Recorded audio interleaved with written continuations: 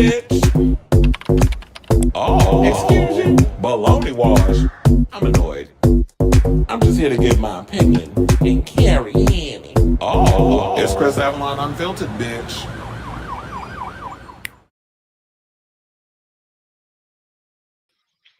Hey, y'all. How you doing? Welcome to, I should say happy, what's the name? Thursday. How y'all doing? Welcome to a brand new episode of Chris Avalon Filtered. I'm your host, Chris Avalon, and we're going to be talking about a whole lot of celebrity stuff. So if this is a show for you, definitely stick around. We're going to be talking about Scream 7. And speaking of how you doing, of course, we got to talk about Miss Wendy Williams. Excuse me. And everything that was going on with her, and with the interview that she did with the Breakfast Club and the one that she did with Don Lemon. So she did 2 interviews today. I don't know if a lot of people knew that, but yes, Wendy sat down for 2 interviews. Well, she called in. So we're going to break those down. Plus, things are starting to heat up between this whole Blake Lively, Ryan Reynolds, Justin Baldoni lawsuit situation because he filed a $400 million defamation and extortion suit. So we're talking about that. Plus, speaking of suations, Liam Payne's friend, Roger Norris, is suing Liam's father for defamation. So we're going to be talking about that. Plus, Danny Trejo is going in on Kim Kardashian for pushing her, trying to push these political causes. What's been going on with, all the wildfires and stuff in LA. So we're going to talk about that. Plus, Kyle Richards is going in on Garcelle because Garcelle basically said that she need to come out of the closet and stop trying to front because she a big old bulldagger. So we're going to talk about that. Plus, Sonique Love is opening up and saying that she's down to coming back for all-winter season of RuPaul's Drag Race. We're going to talk about that. Plus, speaking of Drag Race, Drag Race UK star Kitty Scott-Claus is shutting down rumors that she used Ozempic to lose weight. So we're going to talk about that. Plus, we got to talk about Orville Peck is about to go make his Broadway debut. We talked a little bit about it yesterday. It was mentioned in the chat, but we're going to make it as an official story. And plus, on top of that, Queer is officially out on demand, so you can rent it or buy it. And Omar Apollo is celebrating by posting a dick pic online chair. And we're going to talk about it on this show. So we got that and a whole lot more. If anything else pops up throughout the day during the live, definitely throw it up in here. I know I'm sorry I'm smacking and all this other stuff in the camera. I had to throw a core drop in because I started feeling myself getting a little bit under the weather. Like I started getting a scratchy throat. I started feeling it yesterday in the middle of the show. And I started feeling it a little more before I went live because I was like, why am I coughing so much? So I had to go dig in my bag real quick and throw in a cough drop. So I'm going to try to hopefully that dissolves by the time we get to, the topics. So, okay. So, before I forget, if you can, please do me a solid, hit that like button and that subscribe button. Also, smash the notification bell so that we know when we go live with a brand new episode of Chris Avalon Unfiltered. And I'm going to give a shout out before I get to y'all comments. I want to give a shout out to Lee over at Drum Dums. He did a video about StreamYard and y'all little trifling behinds and how y'all jacked up y'all price. And I totally forgot to go check my account. Because you were talking to me damn near $90. All of a sudden, I was not paying that much. Then they started they started charging me $90. So I went in and I looked at my thing and I'm paying now. I came to half the price, so now I'm paying $50. It gives you all the stuff, and then it was like, you can bring as much as 8 people online if you're gonna do like interviews and stuff. I'm like, who's interviewing that many people? Or I have this many people on here. And y'all already know when I do this show, I pretty much am on here by myself. Except maybe on occasion, I could bring somebody in and we may do an interview down the road. I gotta hit up my friend Victor Yates and see if we can get him on here for the love of Dills. I know he said he's down, but the thing is, I gotta binge watch the current season before I can bring him on because I heard he being messy over there, and I need him to come on this show because we already got people over there talking to Ricky Cornish about my friend. So I'd rather have my friend up on here to give his side of the story of what's going on for the love of Dill. Because they say he's supposed to be getting with the little twinks and you hunching other Dills on the show behind the scenes. So, and that's a show that's being hosted by the woman that hunched Donald Trump, Stormy Daniels. So I told her I know people. So there's that. And so, yeah, he reminded me. So I went to go check my account. I was like, oh, hell no. There's no reason why I'm paying all this damn money and I'm barely using all the stuff on there. I'm pleasure. I like when I keep it simple over here with the minimalist stuff. I got my lower third. I have my banners and all the other stuff. Like, I don't need a whole bunch of bells and whistles to put the show together. So there's no reason why I'm paying almost $100 just to use a streaming platform. And the half price one offers me all the stuff that I use anyway. So I'm like, what the hell is the point of me paying this? Y'all thought y'all was gonna be slick, and I was gonna know that y'all shifted that price. So thank you, Lee, over at Drum Dums, for reminding me. He said, "Hi, how you doing?" Oh, still a mermaid. Let me tell you. Do you know they removed towel service at the Blink we used to go to? Them old cheap bastards. I went in there today, and I was like, so I guess everybody gonna be in there using like napkins and stuff to wipe their ass. Well, the good thing is I never use a towel service. I always bring my own towel when I go to the gym. But yeah, they remove it. They starting to get rid of a lot of stuff up in these gyms now. So you said hello, Taylor Swift is involved. I know. We gonna talk about it. We definitely gonna talk about it. And so agreed to so look, he going after everybody. And I do believe that they overpowered him. Yeah, exactly. That's what it is. It's been cold in New York, and I'm sitting there looking at people outside with no jacket on and all. So I'm like, okay, first of all, you're like 12, so I can see why y'all feel like that cold ain't gonna affect you. Oh yeah, I heard about that, Chad. That apparently there may be some bankruptcies and things going on, and they're gonna be closing up some of their gyms. A lot of people ain't really going to to Blink like that. They probably going to Planet Fitness. It'll be a cold day in hell before you see my ass in the goddamn Planet Fitness. I'm sorry, but I'll quit. I'll cancel my subscription. Someone said prescription. And Sailor Mermaid, I'm just gonna have to be your plus one from now on. Isn't Taylor? Well, they've been kind of implying that for a while with Taylor and Blake being besties, so there was some overall connection. And I mean, wasn't she even? I could have sworn like weeks because there's been so much about this Justin Baldoni, Blake Lively lawsuit back and forthness that I could have sworn that Taylor Swift's name has been floating around, even when the beginning stages of the suits and stuff started. I could have sworn that Taylor Swift's name was caught up in it. It's just now with his current suit, he made it official. Well, I'll definitely let you know. I think Blake went to some games. Are you talking about yeah? Are you talking about the Travis Kelce thing? Like whenever Travis Kelce and the Chiefs and all of them was playing? Yeah, she was there. Um Blake was there. There are a lot of photos online if y'all look it up. And that was where the rumors started that Taylor Swift may be playing Lady Deadpool. Oh no, it wasn't Lady Deadpool, it was Dazzler. That's who they were saying that she might.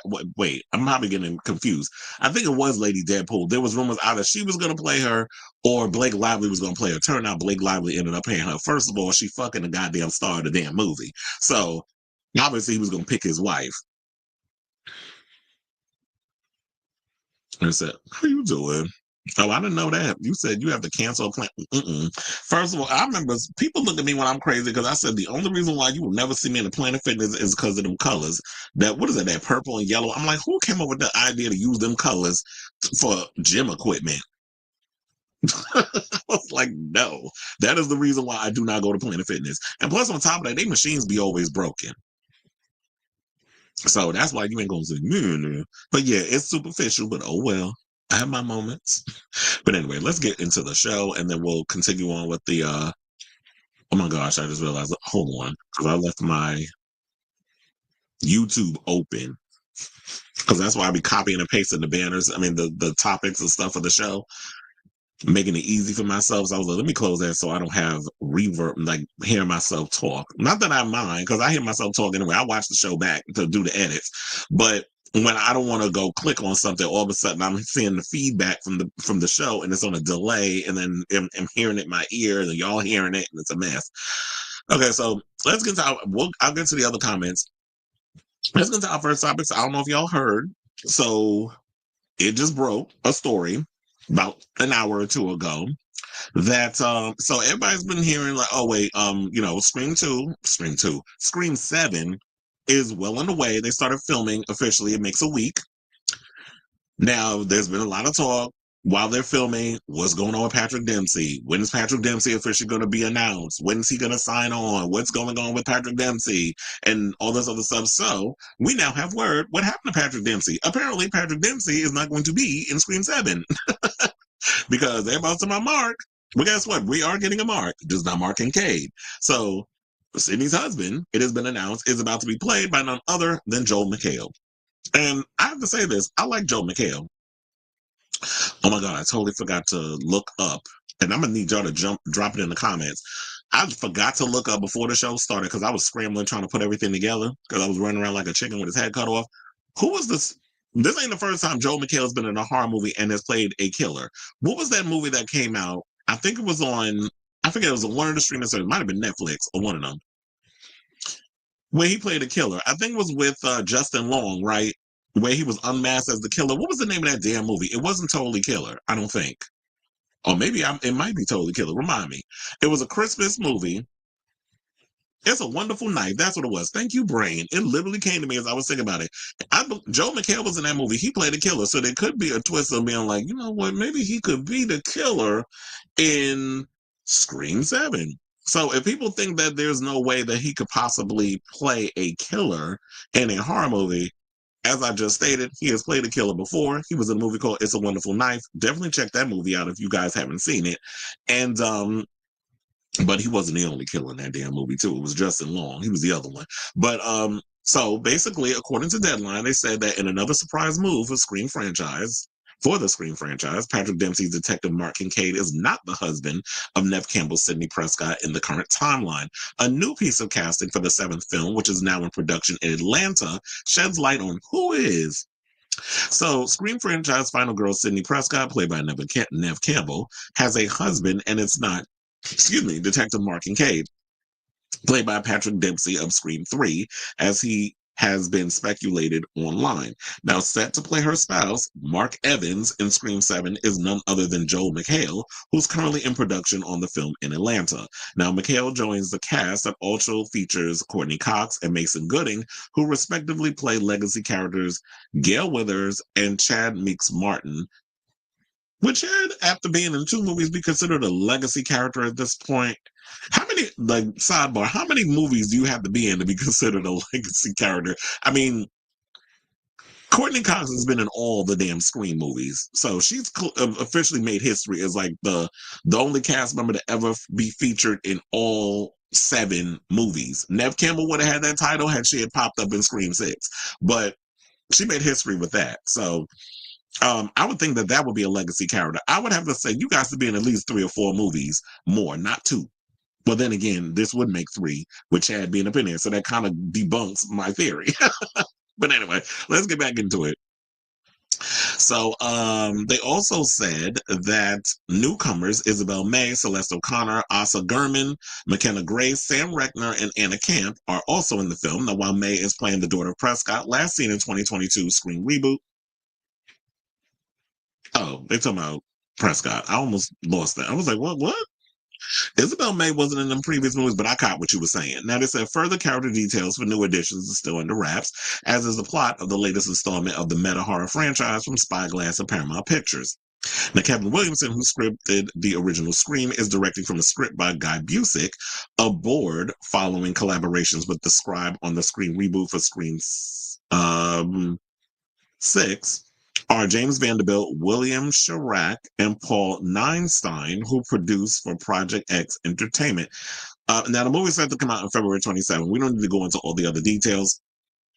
But here's the thing. I'm not upset all about, him playing in this movie. They also said that McHale, he's been in a lot of things. He was in The Bear. I remember him from Community. I also remember him from Talk Soup. That's why I basically remember Joel McHale from over the years. And then my favorite was when he was a guest judge on RuPaul's Drag Race, and he irritated the shit out of Michelle Visage. Yeah! He kept doing that a lot. So if y'all ever go back and watch that episode, that was a cackle for me. So Joel McHale is a comic. and has been floating around other things. I also heard that he's going to be in the upcoming season of Yellow Jackets, which is a show that Jasmine Savoy Brown is on. Which, sidebar, we haven't heard if she's going to be coming back to play Mindy Meeks Martin, Chad's sister. So we don't even know if she's coming back. But we got confirmation that Patrick Dempsey. Well, there's not necessarily confirmation because he could possibly pop up. I don't think he is. I don't think they want to confuse the situation. Now let's get to the part where I'm sure people are probably up in damn arms over the fact that we're not getting Patrick Dempsey. Me personally, I'm not that upset about it. I don't feel no ways tied. People also need to reflect and look back on the fact that Mark Kincaid is not a character that was created by Kevin Williamson. He was created by Aaron Kruger, who wrote Scream 3.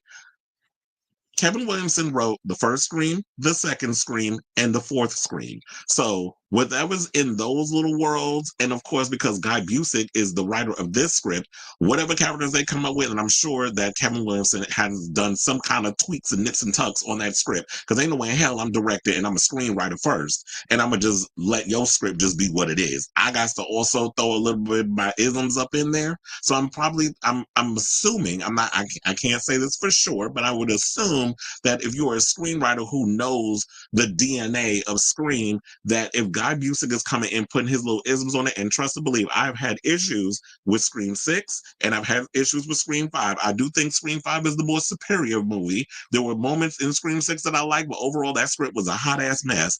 And so I'm glad that in a way, we got Guy Busick coming back for Scream 7, but I would think that because Kevin Williamson has pretty much created the DNA of Scream, that he would throw a little bit of his extra sauce up on there to tighten and spruce up the script. So if people getting upset over the fact that Mark Kincaid is not going to be in the movie because they're so meta with every little aspect of Scream, I don't know why you would be upset.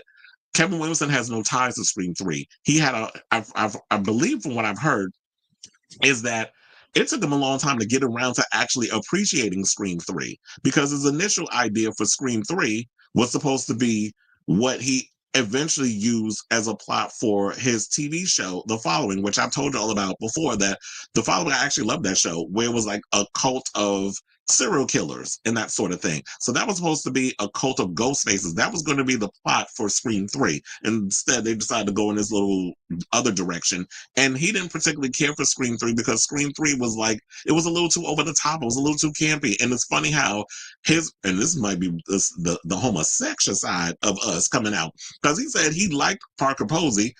I like Parker Posey too. That was the only part of that movie that I actually liked. Parker Posey's over-the-top performance in that damn movie was the only thing I loved about that film. Everything else was a little too over-the-top. It was a little too campy. It did not really capture the overall tone of what a Scream movie is. Now, yeah, you could do the scary stuff and you could be meta with certain things. And yeah, they do throw a little self-deprecating jokes and stuff up in there. But I just felt like, to me, Scream 3 is the Thor Love and Thunder of horror movies, where it was just like, y'all just could not figure out what the overall balance and tone was, in my opinion, for that film. So Scream 3, while I watch it and I take it for what it is one of my least favorites of the franchise.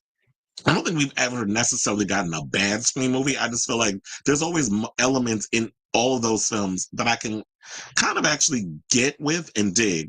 So the one thing I will say about this, I love this idea of them with the mark, because here's the thing. If y'all really paid attention to Scream 5, and I just watched Scream 5 like literally a couple of days ago. This is why this is fresh in my brain. I don't know, for some reason, I was in the mood to watch Scream 5, so I put it on. There's a line in the thing where when she's on the phone with, I think, Dewey, and Dewey goes, "How's Mark?" So they never mention a Mark Kincaid. They never mention a Mark anybody. A Mark, it could be any kind of damn Mark. Y'all assumed that it was going to be Mark Kincaid, and I do believe that there was technically behind the scenes, because Radio Silence did confirm that it was Mark Kincaid, but that's off camera. As I always say, if it ain't on the page, it ain't on the stage. So you can say a whole bunch of things off camera, but if it's not officially asserted in as canon, you can play around with certain things and just come in and be like, you know what? We technically didn't say Mark Kincaid. We said Mark.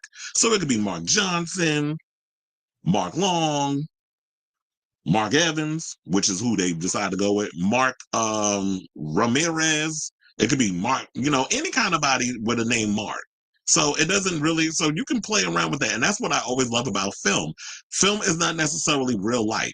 Well, technically, film isn't real life unless it's a damn documentary that you're doing. But you can go around and play around and do all these other things, just like they do in a time jump, where 2 movies ago, Sydney had babies in a damn stroller, and now in a seventh installment, they damn near grown. So if you can play around with that, you can also do that with the name. So I say all this to say that I don't know why people getting all upset over the fact that Joe McHale or that we're not getting Mark Kincaid and that we're not getting Patrick Dempsey. And I think the reason why we're not getting Patrick Dempsey is, well, it could be a timing situation. Like shortly after Scream 7 wraps, he goes into filming Thanksgiving 2. So maybe it would have been too close for comfort for him to have to do one horror movie and then jump into another horror movie. Me, a check is a damn check. Like, I'm going to do what I got to do. But then again, if you have other responsibilities outside of, being an actor, then I can understand why he wouldn't want to do a back-to-back horror film. The other thing I did hear was that it was money, that he probably wanted more money. And you got to realize, okay, while we liked you in Scream 3, sir, you were not Courtney Cox, and you damn sure ain't Nev Campbell. So I don't know how you sitting around here trying to act like this is Grey's Anatomy type of negotiation. This is not Dr. McDreamy, who been on a TV show for 8 years or 8 seasons. Got to get TV technical. 8 seasons now. You want a bump in your pay because you've literally been bringing in the ratings. You are pretty much. I'm sorry, you're irreplaceable. So they could bring in any old person. And now what I like about the fact that you can bring in a Joel McHale, who we have no ties to, and this Mark Evans character, who we have no ties to, now we can all look at him sideways like, in the words of Randy Meeks, everybody's a suspect. So that's the way I look at it. So I say all this to say, you know what? Because like I said, the only reason why I'm being extra biased with the Scream franchise, and look, I have no problem saying that I'm being biased about something. I own my shit. So the only thing I will say about the only reason why I'm being biased about this is because it's Kevin Williamson's a part of it, is because Nev Campbell's a part of it, and Courtney Cox. We got the icons, the OGs, the people who've been with the franchise since the beginning. So I'm trusting that they know what they're doing over there. I'm going to hold out and I'm going to wait until this new trailer comes out, the official trailer, whenever that happens, probably be the end of the year.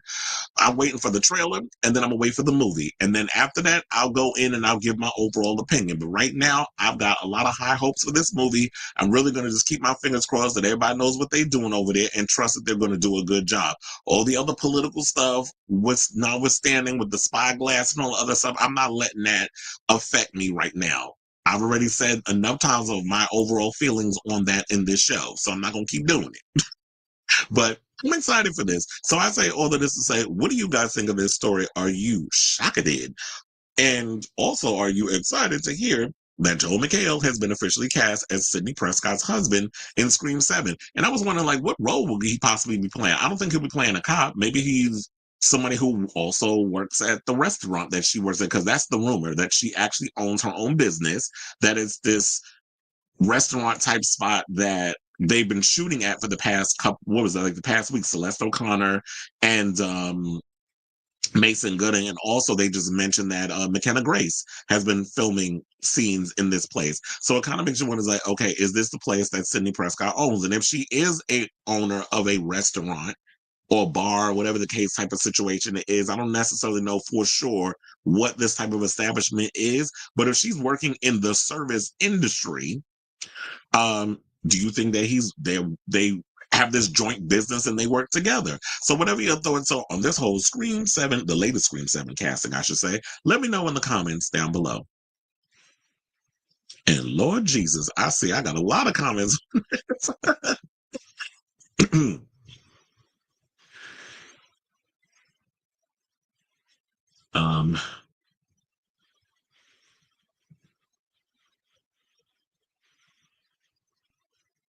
I'm like, hold on, because I gotta go up. Oh, you said you hate the lighting in gyms. Oh yeah, that look. Funny enough, that's the least of my worries. The only thing I be thinking about, are there some gyms with some good lighting? Probably the homosexual gyms, or the gyms where you got a lot of the influences and stuff. I don't really be paying attention to the lighting in the gyms. I just be so focused on working out, and then and all that other stuff. So that's what I be focusing on. And as long as I got my music, because the only time I be pissed is if I go into a gym and if I don't have music or whatever. One time I was so mad that I don't know what happened, but it was like I was going out and my headphones just all of a sudden died. I'm like, wait a minute, I had them charging in the little portable charger overnight, but maybe I didn't make sure that they were like in the thing. So I was so mad because I was like on the train with no music and I'm having to hear all these people with their damn noise. So I had to entertain myself. I just decided to just disappear into my brain and I was just having a whole full situation with myself. I did hear the Breakfast Club interview. That is the next story we're going to get into. I listened to, look, it was a lot that went on. It was not only was there a Breakfast Club interview, but she also did an interview with Don Lemon. So she was all over the place this morning. I also heard she was doing another interview with Lipo Lee, but child, you already know how I feel about him. So I wasn't listening to that one. I'm not sitting there listening to an interview with somebody who's just going to sit in the middle of me talking about my conservative shit. You want to name drop Rihanna and fucking Tiffany Haddish and Floyd Mayweather. So I wasn't doing that. They said, and men can grunt or just, wait, what? Or just heed their masculine self to make others comfort. Planet Fitness is made for the casual workout person, not someone said, well, no, yeah, that's why I don't really go there. They said, Wendy sounds great. I felt bad for her. She seems like she feels trapped. She was crying and all. Mm-hmm. I thought, well, damn, should I read all of these after? Should I read all these after I do the Wendy interview? Because it seemed like, is it? Oh yeah, well, thank you. It's on Shudder. I said I knew it was on one of the damn streaming services. It's a Wonderful Knife. That's what it was. Is that what I said? Sometimes I say stuff and literally the minute is out of sight, out of mind. But yeah, It's a Wonderful Knife. It was a cute movie. That was Joe McHale was in that movie. Sorry if I just spoiled that he was the killer because I just didn't even realize I spoiled the damn thing while I was talking about Courtney slowly turning into. Well, she kind of did lay off the fillers, so her face is kind of sort of back to normal. And I didn't realize it when I'm talking. Like, wait a minute, I should have probably said the part where I was like, "Damn, I spoiled the damn movie." But I just spoiled that part. You can still watch it. R.I.P. David Lynch. Absolutely. I like a lot of David Lynch's stuff. Twin Peaks and all that other stuff. That would be the ultimate twist, making Gail a killer. Can you imagine if they decided to go in that direction? Hopefully they wouldn't. The fans will, I guess, feel so betrayed if they went in that direction. I mean, like all these years, and now y'all decide to make her the killer. They would hate it. So I don't think that would ever happen. The fucked up part was Columbine forced Scream 3 to change. Oh yeah, I forgot about that. Courtney Cox's hair. Okay, I totally forgot about that. Is the bangs were a mess.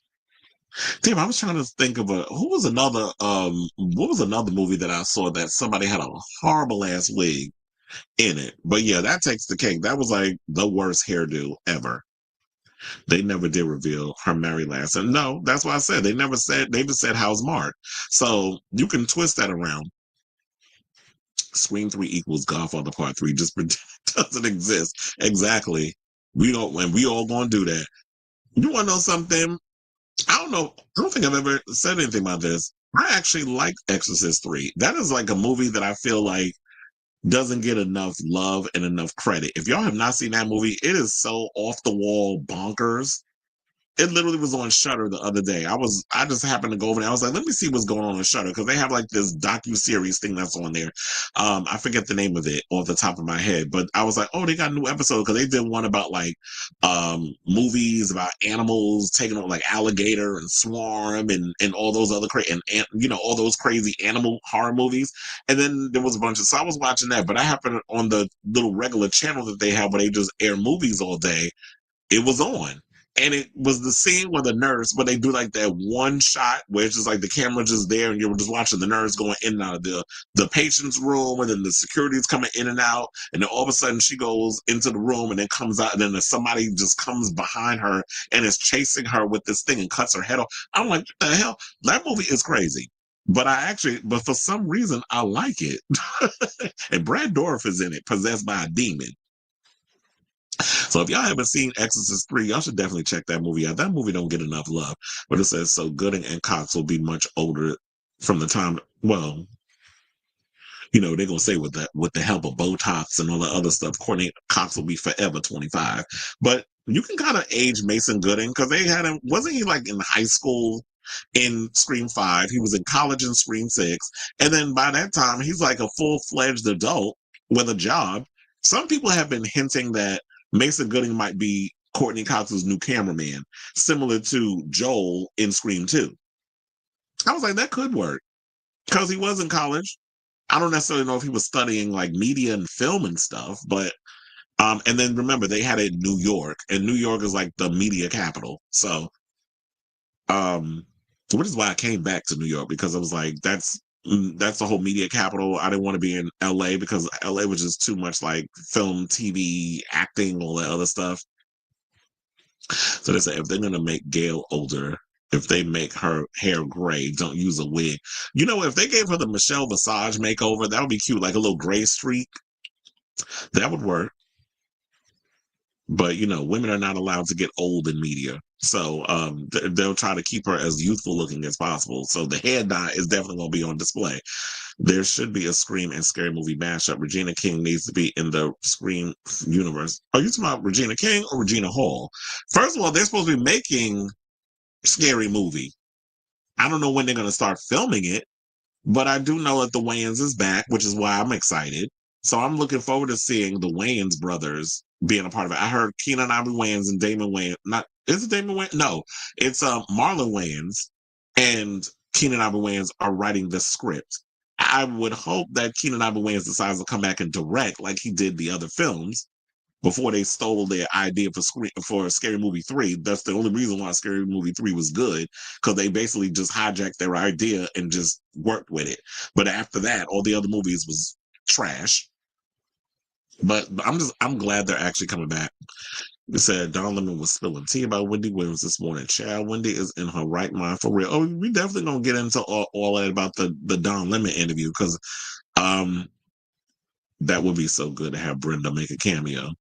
I love me some Brenda. They hashtagging free Wendy Williams all over Twitter. If y'all go over there, you definitely see hashtag free Wendy. Well, it's actually hashtag free Wendy. They also got another hashtag going on called Diddy Done. And if y'all seen that interview, you exactly know what I'm talking about with the Diddy Done thing. I damn near fell out when she said that, but I don't want to pop shoot my load a little too early. I'm edge out a little bit until we get to that topic, which I'm trying to get through these comments. Yes. R.I.P. David Lynch. Mason Gooding was on Love. Oh, yeah, that's where I know him from. He was on Love, Victor. Speaking of which, the actor that plays Love, Victor is in that new horror movie that's coming out on, was it Until Dawn? Yeah, he's in that. I forgot his name. He's always thirst trapping on social media. The actor that played Victor. But also, Mason Gooding's going to be in another movie that I want to see next month, Hard Eyes. So I'm looking forward to that. I'm going to the theater to see that. I actually wanted to go see Wolfman this week, but I've been hearing such mixed reviews. I'm like, I'm probably just going to wait until it comes out on streaming. Yeah, it definitely is. I don't think Jasmine will join back. She's pro-Palestine. Well, okay. I mean, we don't know anybody else's political views. Yes, it does. Hard Eyes looks good. But is why I'm looking forward to seeing it. I'm all for it. I'm a sucker for like a kooky, creepy looking mask. Okay, so speaking of which, let's move on and let's talk about my girl, Wendy Williams. How you doing? So yesterday I gagged when it was announced that, Charlemagne announced that Wendy Williams was going to make a public appearance. Well, was going to do an interview actually. On The Breakfast Club. So yeah, there was a Winnie interview. I will hunt you down. Shout out to Mariah. And she spilled a lot of tea. Now, I don't know if y'all saw it, but she basically opened up and talked about her court-ordered conservatorship and claims from her own team that she's been diagnosed with frontotemporal dementia and aphasia. I'm going to say this. When I was watching it, technically I was listening to it because she was calling in. So she wasn't visibly there. She was there alongside her niece, Alex Finney, who also, I believe, is a She's a reporter. She was on the call with her, and she was helping. So when Wendy would get a little jarbled, and yeah, at times she was getting a little jarbled with her, with articulating certain things that she needs to say, which makes me go that she's not 110%. And I'll get into all of that in a second. So, because I've been hearing a lot of people say, "Oh yeah, free." When on one hand they're saying free Wendy, on the other hand everybody's like, "She needs to be back on TV. She needs to be back on TV." Can we slow our roll with the whole TV thing? It's because y'all are selfishly in dire need of somebody to be out here spilling the tea like she used to. That you're not thinking about the bigger picture. You're thinking selfishly, and I'll get into my overall thoughts about that in a second. But she basically called in this morning and she was adamant that her mental condition was not deteriorated at all and said that she felt trapped in the care facility where she's been living. So, do I think that she's cognitively impaired? No. I think she was fine. I think that she's able to articulate certain things. I mean, do I think that there is some dementia situations there? Possibly. I'm not her doctor, so I don't know necessarily what her blood work and all that other stuff look like and what her cognitive dissonance and all that other stuff is. But I would assume, like, okay, if these doctors have diagnosed her and if it was been years of abuse from her drinking, which does cause dementia, this is a medical fact, that I do think that there is some stuff there. However, the conditions that they put her in and all the stuff that she was talking about is disgusting. I do feel like she needs to be released into the care of her family.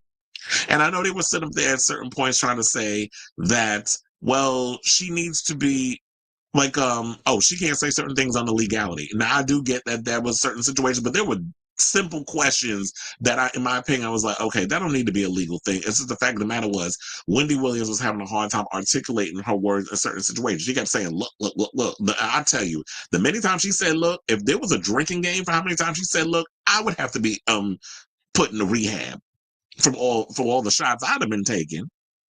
But I do feel like at times that she was stumbling over her words. She was struggling to say things. I did cackle at some times when she did say something because I was like, okay, there's the Wendy that I remember, the sharp as a wit Wendy. So at moments, that old Wendy would come out. But at other times, it's like you could definitely tell that you don't want to overexert her. And I do feel like that if she was released under the care of her family, she would get the help that she needs to be able to be on the straight and narrow, because I feel like this condition they have her in is going to stress her out even more.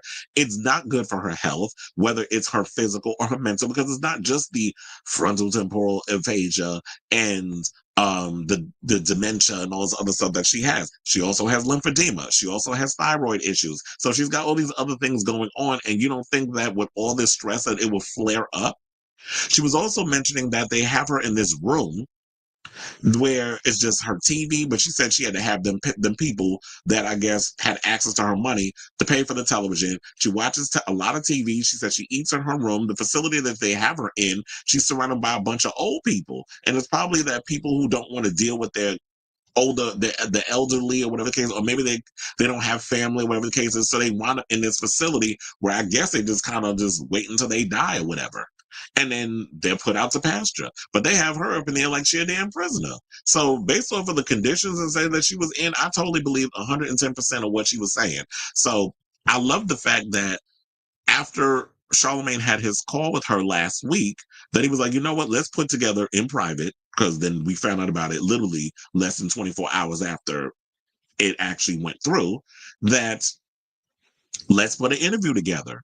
And I feel like this was a desperate attempt on her part to get the word out. And if there's family around her that are willing to pull up to the mantle and give her the help that she needs and devote a lot of their time and energy into taking care of her, why can't she be released in their care? I do feel like where they also brought up was like the conditions of a lot of these places. When you deal with any kind of social work, they're all understaffed, overworked. They get bombarded with a workload of all these people in their cases. Things slip through the cracks. She also mentioned that because Sabrina out here with her fake ass lawsuit, and I believe that from the beginning, because I was like, wait a minute. Now, if you're supposed to be her guardian, court appointed, And she did this Where is Wendy Williams documentary. Wouldn't she have to go through you first in order for this situation to pop off and happen? How is it that they have to, like, this thing happened and you're like, oh my God, I'm so completely oblivious as to what this whole thing, I mean, they did it without me knowing. You're a fucking liar. Because my thing is, if you're a guardian, how the hell did it get past you? But everything else, when you have her actual phone, she has a phone that can make out calls, but nobody can call in. That's what she mentioned also as well. So how is it that you are completely unaware of this situation? The only reason why you decided to file this lawsuit against Lifetime and all the other people that were involved in the production is because the docuseries painted you in a light that you didn't like and exposed you and the likes of you for the whore pit viper succubuses that y'all are. Y'all saw a gold mine looking at Wendy Williams and thinking like, oh, this lady's from TV. She's got all these millions of dollars locked up in Wells Fargo and all this other stuff that's going on. So now we're going to bleed her dry. And now everybody else is getting smart. So we're going to try to isolate her from her family and everybody who wants to go up there and see her. There was even one of the girls, and I forgot her name, I think it's Lauren, that is the new co-host over at the Breakfast Club. I'm glad it wasn't just hilarious. You know, I can't stand her dumb ass. But the other new girl who I actually think would be a proper replacement, but I like the fact that they got 4 co-hosts instead of 3. It balances everything out over there. But anyway, so the new chick went over there, and if that's not her name, I apologize, but I can't think of it off the top of my head.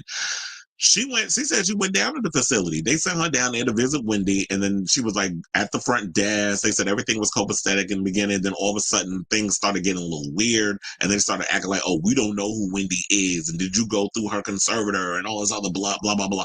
And it's like, the games y'all up in here playing, she got to go through a whole bunch of hoops to be able to have for some people to come see her. Y'all don't think that when you put people in these facilities that they're lonely, that all human beings want in general is just genuine contact?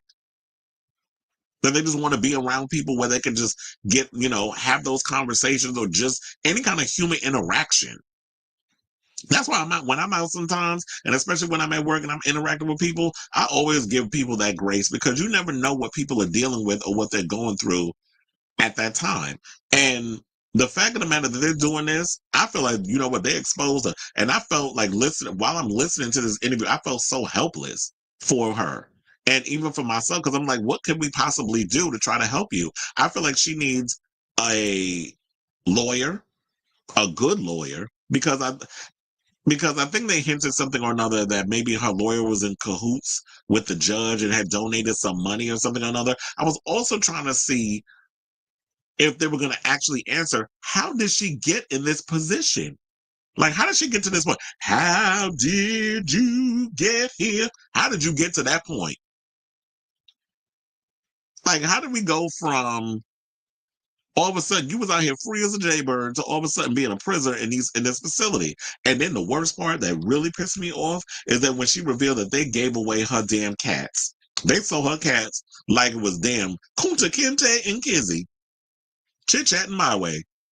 They went and sold her damn cats. That pissed me off when she was talking about that. And she was like, they were held up somewhere, and she was trying to get her cats to come to her. And then I guess, if I'm not mistaken, she said Sabrina was the one that told her that she sold her cat. I'm like, bitch, why are you so evil?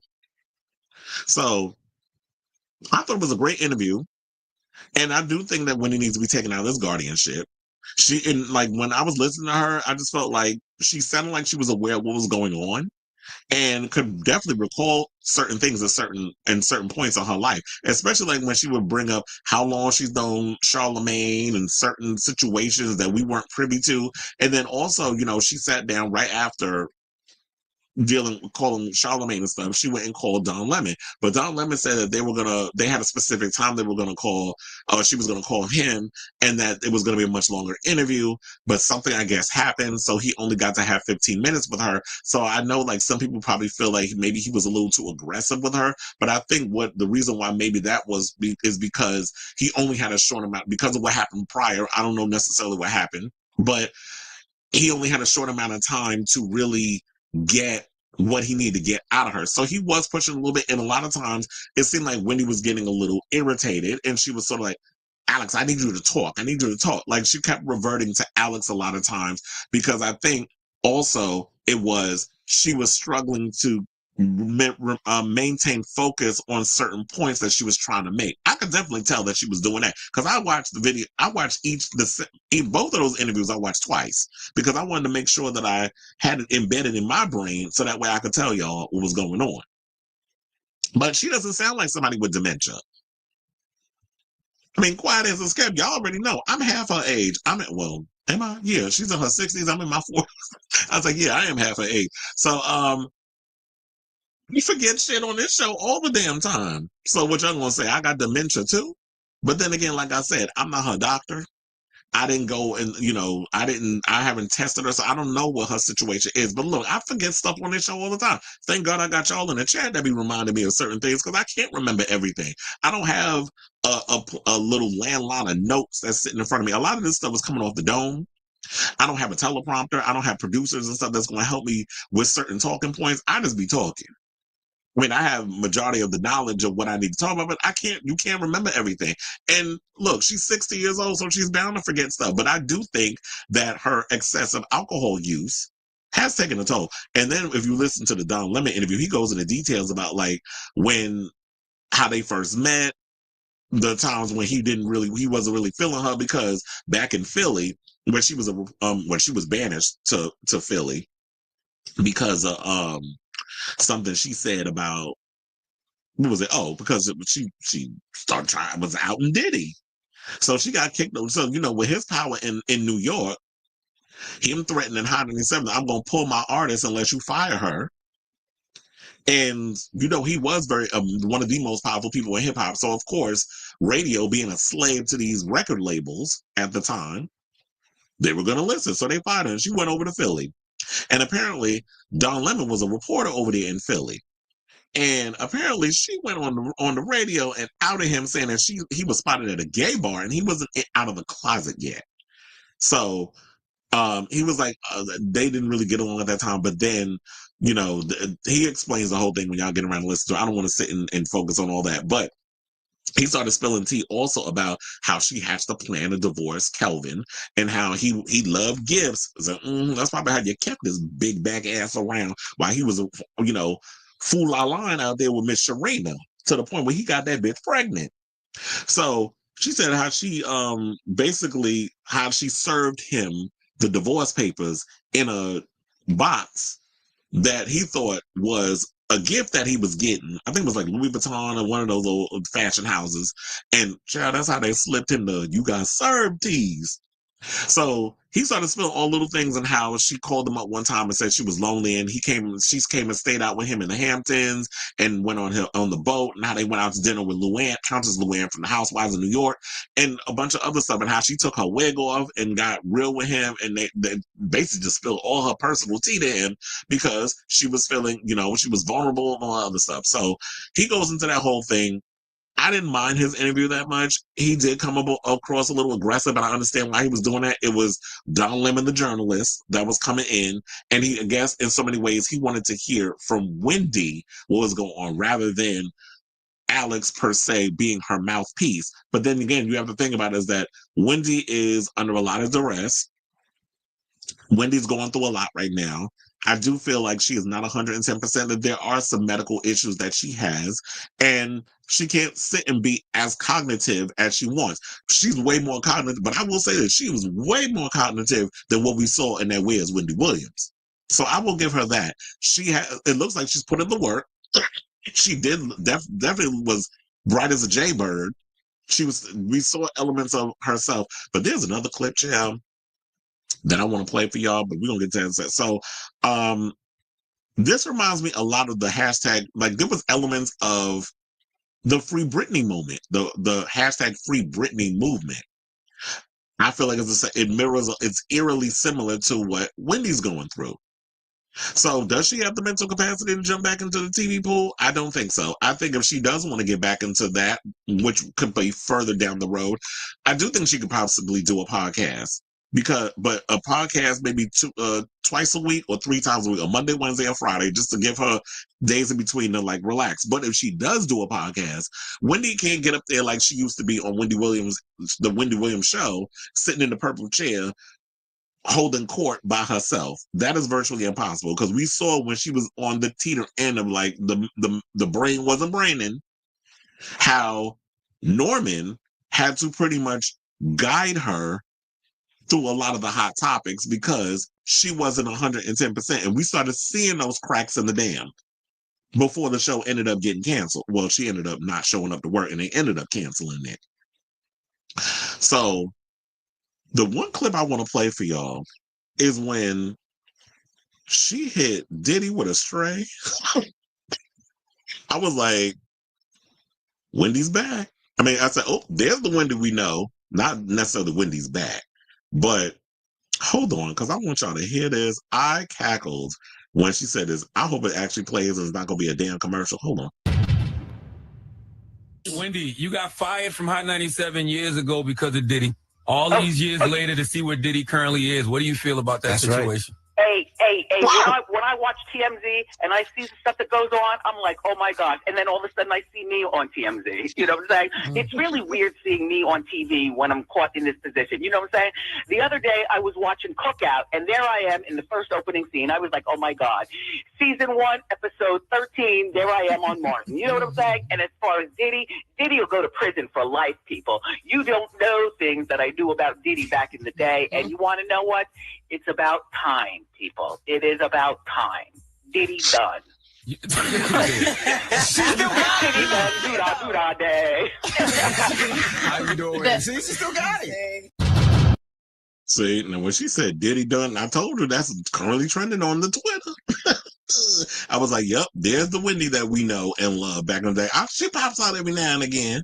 But before we wrap this up, I thought I'd do what I usually do on the show and get the fan reactions, because the people, you know, the Wendy Neestas, took they behind over to social media and dragged Sabrina Morrisey after the Queen of All Media revealed that her life is effed up and feels like she was trapped in a prison.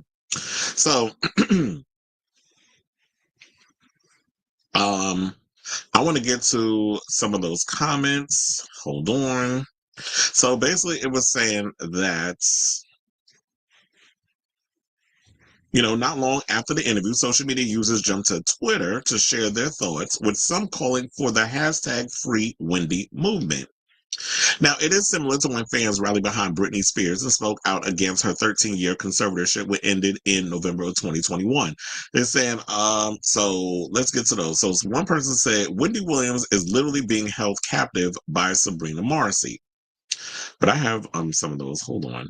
We'll get to those. See, there goes one. Now, Wendy's literally being held captive by Sabrina Morrisey. Another person said, listening to Wendy Williams on the Breakfast Club and the way y'all went up for Britney Spears, y'all better do the same for Wendy. SMH, hashtag Free Wendy. Another person said, if you love Wendy Williams as much as I do, sign. Yeah, we definitely need to change that org. Now, if whether or not it does help the situation, that's TBD. But for the most part, let's see if we can actually get, you know, those numbers up over there with that. Another person said, hashtag Wendy. Oh, yeah, she mentioned that. She only got $15 on her damn name. She said, hashtag, oh, that's Duke dirty. Let me find, hold on. Oh, I was going to say, I got to let DJ know that his tweet made the Daily Mail. I don't think he knows that though. So this is a hashtag Wendy Williams only has $15. Time to strap up. That's like a friend of mine, by the way. That's why I was getting excited. So they said, who we got to fight? I can't hear Wendy cry like this. What's the name of Guardians? Question mark. It's time to talk. Well, they said, what's the name? Sabrina Morrisey. Isn't that her damn name? Another person said, Wendy says she has $15 to her in her possession because her money is locked up. Hashtag Wendy Williams, hashtag Free Wendy. Another person said, this is very sad hearing Wendy Williams on the Breakfast Club. Her guardian, Sabrina Morrisey, is really trying to make her lose her mind. Up in here, up in here. She can't have a phone, a laptop, can't go to the doctors of her choice, nor is she allowed to go shopping to buy personal items. And yeah, that's true too, because she did mention that there's a specific water, and she kept stumbling on that too, like she couldn't remember. But there was, she said there's a specific brand of water that she likes And she can even get the simple amenities that she goes by. And then on top of that, she was like, yeah, the specific doctors that I use, why can't I go to them? Because it's like, people like comfort. If you have a good doctor, you want to hold on. It's kind of like like when you find that good barber, you don't want to let that person go. So for them to try to control every aspect of her life, where she can't even have even a laptop. But I think the reason why they don't want her to have a laptop, because I'm like, I need access to the internet. No shade. I will go nuts if I don't have access to the internet, because what I do in media, I need the internet to know what the hell's going on and be able to do the things that I'm doing, like this show, or if I'm working on my website and all that other stuff. But I think that the reason why they won't give her a laptop is because they feel like that she'll probably use that as a way to communicate outside that little landline they gave her in the room. And they can keep tabs on the online stuff if she has a laptop. Another person said, Wendy is breaking down in tears because she's scared and she will have her phone taken away or even moved for talking today, and her family won't be notified. Another person said, listen to Wendy when was on the Breakfast Club this morning. This conservatorship has got to go. Sabrina Morrisey, it's time to do the right thing and allow Wendy to be free and see or call her family whenever she wants to, on her own terms. Another person said, if y'all can free Brittany, child. And it says, so she could twirl around with her knives until the end of days. Shady. Y'all can free Wendy. Exactly. If y'all can sit up there and allow Brittany to sit up there in that damn room, in that foyer with them ugly ass brown shoes, them Gerber baby panties where she want to show off her little lower V, because she was doing that the other day with that runny ass mascara on her face and that nappy headed ass weave, twirling and pop dipping and spinning in that damn foyer, then y'all can let Wendy live her best life on her own damn terms. Y'all get mad when we be over there side-eyeing what Brittany be doing post-conservative shit. So why can't the same thing be happening for Wendy? At least Wendy be under the care of her family. Well, Wendy ain't gonna be twirling in no foyer in no Gerber baby panties. But if she want to sit out here as a grown woman and do the things that she want to do with her own stuff, that's on her. And so I'm hoping, like, you know what, while we all feel that, you know, a sense of hopelessness, whatever the case is, I feel like what we can do is, the change.org petition, the hashtag free Wendy thing. Like, let's keep that going. Let's not just make this a 24-hour situation because it's on everybody's mind now until the next damn thing comes up and then we all forget. We need to keep this hashtag free Wendy movement going. We need to be about as vigilant and as louder than the Free Britney movement, because there's no reason why this lady should be treated the way she's being treated. And one of the things I will say about this also, I know some people over there, well, y'all want to pipe up when the celebrities, when it happens to them. But guess what? The only time y'all pay a damn attention to what's going on is when it happens to a celebrity. And because it's happening to this particular celebrity, then it opens up a Pandora's box. And you know what? Those regular schmegular people that this is dealing with, who don't have the money and the access to be able to get on a Breakfast Club or any of these other programs to let people know what's going on with said celebrity, it makes people aware of the New York system, because they said Wendy's in New York, and how they treat people in these guardianships. So yeah, that's all I have to say on that. If y'all have a chance, if you have not seen the Breakfast Club interview and the Don Lemon interview, definitely check them out. They're both on YouTube. But in the meantime, I ask all of you this, for those of you who did see it, what did you think of the Wendy's interviews with Don Lemon, as well as the Breakfast Club, and all the accusations and things that she was putting out there? And if this is a risk, because I feel like she's desperate right now, and this is, sometimes you got to take a risk. Desperate times call for desperate measures. And so she had to do what she got to do to get out there to get the word out, because y'all seeing her cussing out her staff and all this other stuff, that's within good reason, because I'm sure that was the person she was cussing out, the one that Sabrina appointed to her to be following her around like a damn sick puppy. And these people taking advantage of her, and she can't go no damn way. She said she can't even go out to eat or hang out without this guardian setting up someone to follow her around and watch her like she's security, or there's her security. So I definitely want to hear from you guys. So let me know what you guys think of this story in the comments down below. Okay, so Let me get up in the chat. See what everybody's saying. Felix said, I'm going to see The Last Showgirl this weekend. I definitely want to go check that movie out. Look, it beat Better Man at the box office. I don't want to laugh. I like Robbie Williams, but people went to go see that movie before they went to go see his film. Onyx says, dementia is so sad. I'm keeping Wendy in my prayers, as am I. The long-term effects of drinking is so scary to me, which is why I wouldn't do it even at a bar/club. I drink in moderation, but I don't drink like I used to. And I'm hoping, like, because of when I used to drink heavily when I was in my 20s, that won't affect me down the road. But I was a social drinker. The old Wendy came out this morning on the Breakfast Club, and we love to see it. Charlamagne said she still got it. In certain situations, she did have it. But I was like, I feel like with a lot of people, let's not put the cart before the horse, because I did feel like there was some people, yeah, Wendy can get back on TV. We need her on TV now. I'm like, that's what y'all thinking about? After all this stuff that's going on, y'all thinking about, oh, she need to be on TV. Like, that's all y'all took from this? Like, can we get her free from the conservatorship first before we start talking about getting her ass back on TV? And I don't feel like she's at a place, even if she was to get out of this conservatorship, that she would have the wherewithal to get back on television. I do, like I said before, I definitely could see her doing a podcast 3 times a week, a Monday, a Wednesday, and a Friday with a co-host, because she definitely gonna need somebody up there to kind of keep her like a back and forth ping pong situation and keep her on track. You would need somebody who's got to keep her focused, because at certain parts in the interviews that she was doing, she was kind of all over the place.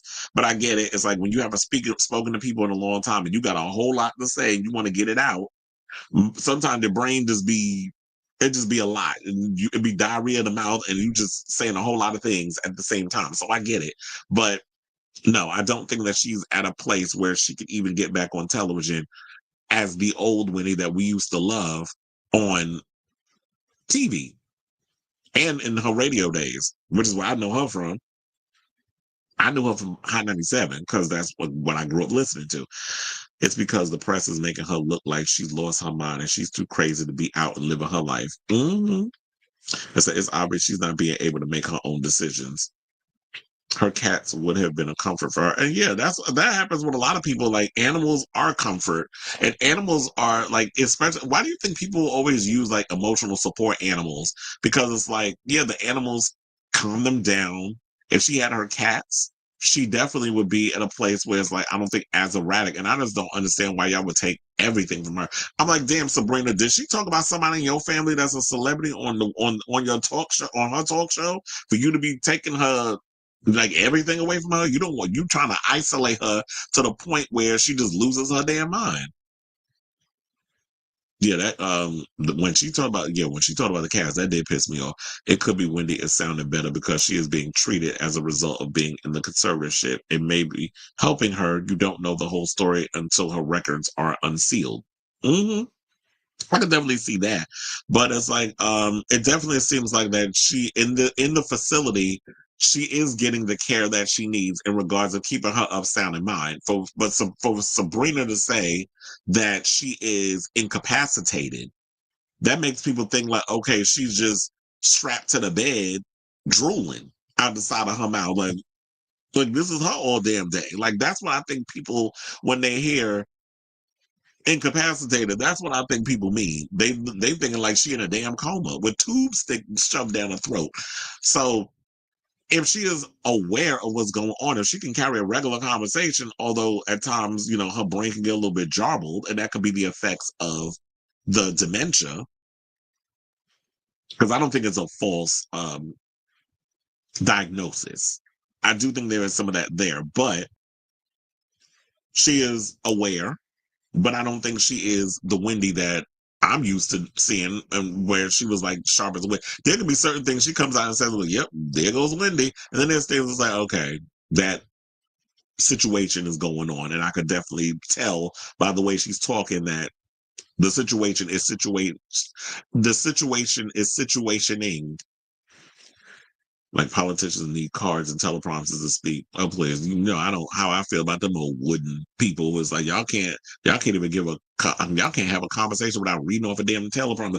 That's why I was like laughing with that last address that Joe Biden did. we're moving it into an oligarchy and rich, these billionaires are controlling our democracy. I'm like, really? Because didn't you take money from rich people too, sir? Before you ran for president? So it's more obvious now because it's Trump, because at this point, they've done so many things to try to take him down and drag their feet when they could have had his ass locked up, that it's like nothing touches him. He's Teflon Don. So when you see all of that stuff, now it's more obvious. Now he's like, I don't give a shit. Like, we can put all the stuff out there because it ain't like you're going to lock me up and throw away the key. So, but please, oligarchy has been embedded in our political system long before Trump is about to take office. And I just saw a video where there was a reporter asking a question, and Trump ain't in office yet, so y'all can't necessarily blame him. And I'm sure it's going to be worse when he get in there. But why under the Democratic regime, we locking up reporters for asking questions? Yeah, she did sound bright. But let me get back to Wendy, so we're not going into a political situation. Wendy should be allowed access to her money. And that's what I was going to say. Is like, yeah, and she does spend, and the funny thing was she said that she bought her son a car. So, and then also Don Lemon was asking because I was like, if she don't have access to her money, how was she able to get her son a car? And then on top of that, Don Lemon was asking her about, well, if you said that you can't leave and all this other stuff, then how are you able to go to your son's graduation? So maybe what it is there are certain exceptions. If she want to go, if something is pinnacle is happening, and if there's like a milestone in her son's life, then they make exceptions for that. I don't know. I don't know what the conditions are, because I guess we as the people would have to read what the conditions of that place are to be able to get a better idea. But I think because Wendy is saying all this stuff is happening, we're so focused on that and not looking deeper into the situation. And I'm not sitting up in here saying like these conservators and the facility that she's in is innocent. But I would like more details in the situation, especially if y'all coming out saying stuff. But then she said that, there's legally speaking, they can't talk about a lot of stuff. So, but he's not a journalist, but he's a reporter. Apparently, look, he was at CNN. He was a reporter in Philly, so he's something. Said, not her out on this limit. She outed him back in the day when he was in Philly. He said he was at a gay bar. But I'm like, child, you know how many reporters I used to see him in the gay bars? I remember I used to go out to Fire Island long before he came out of the closet. I used to see Sam Champion in Fire Island all the time.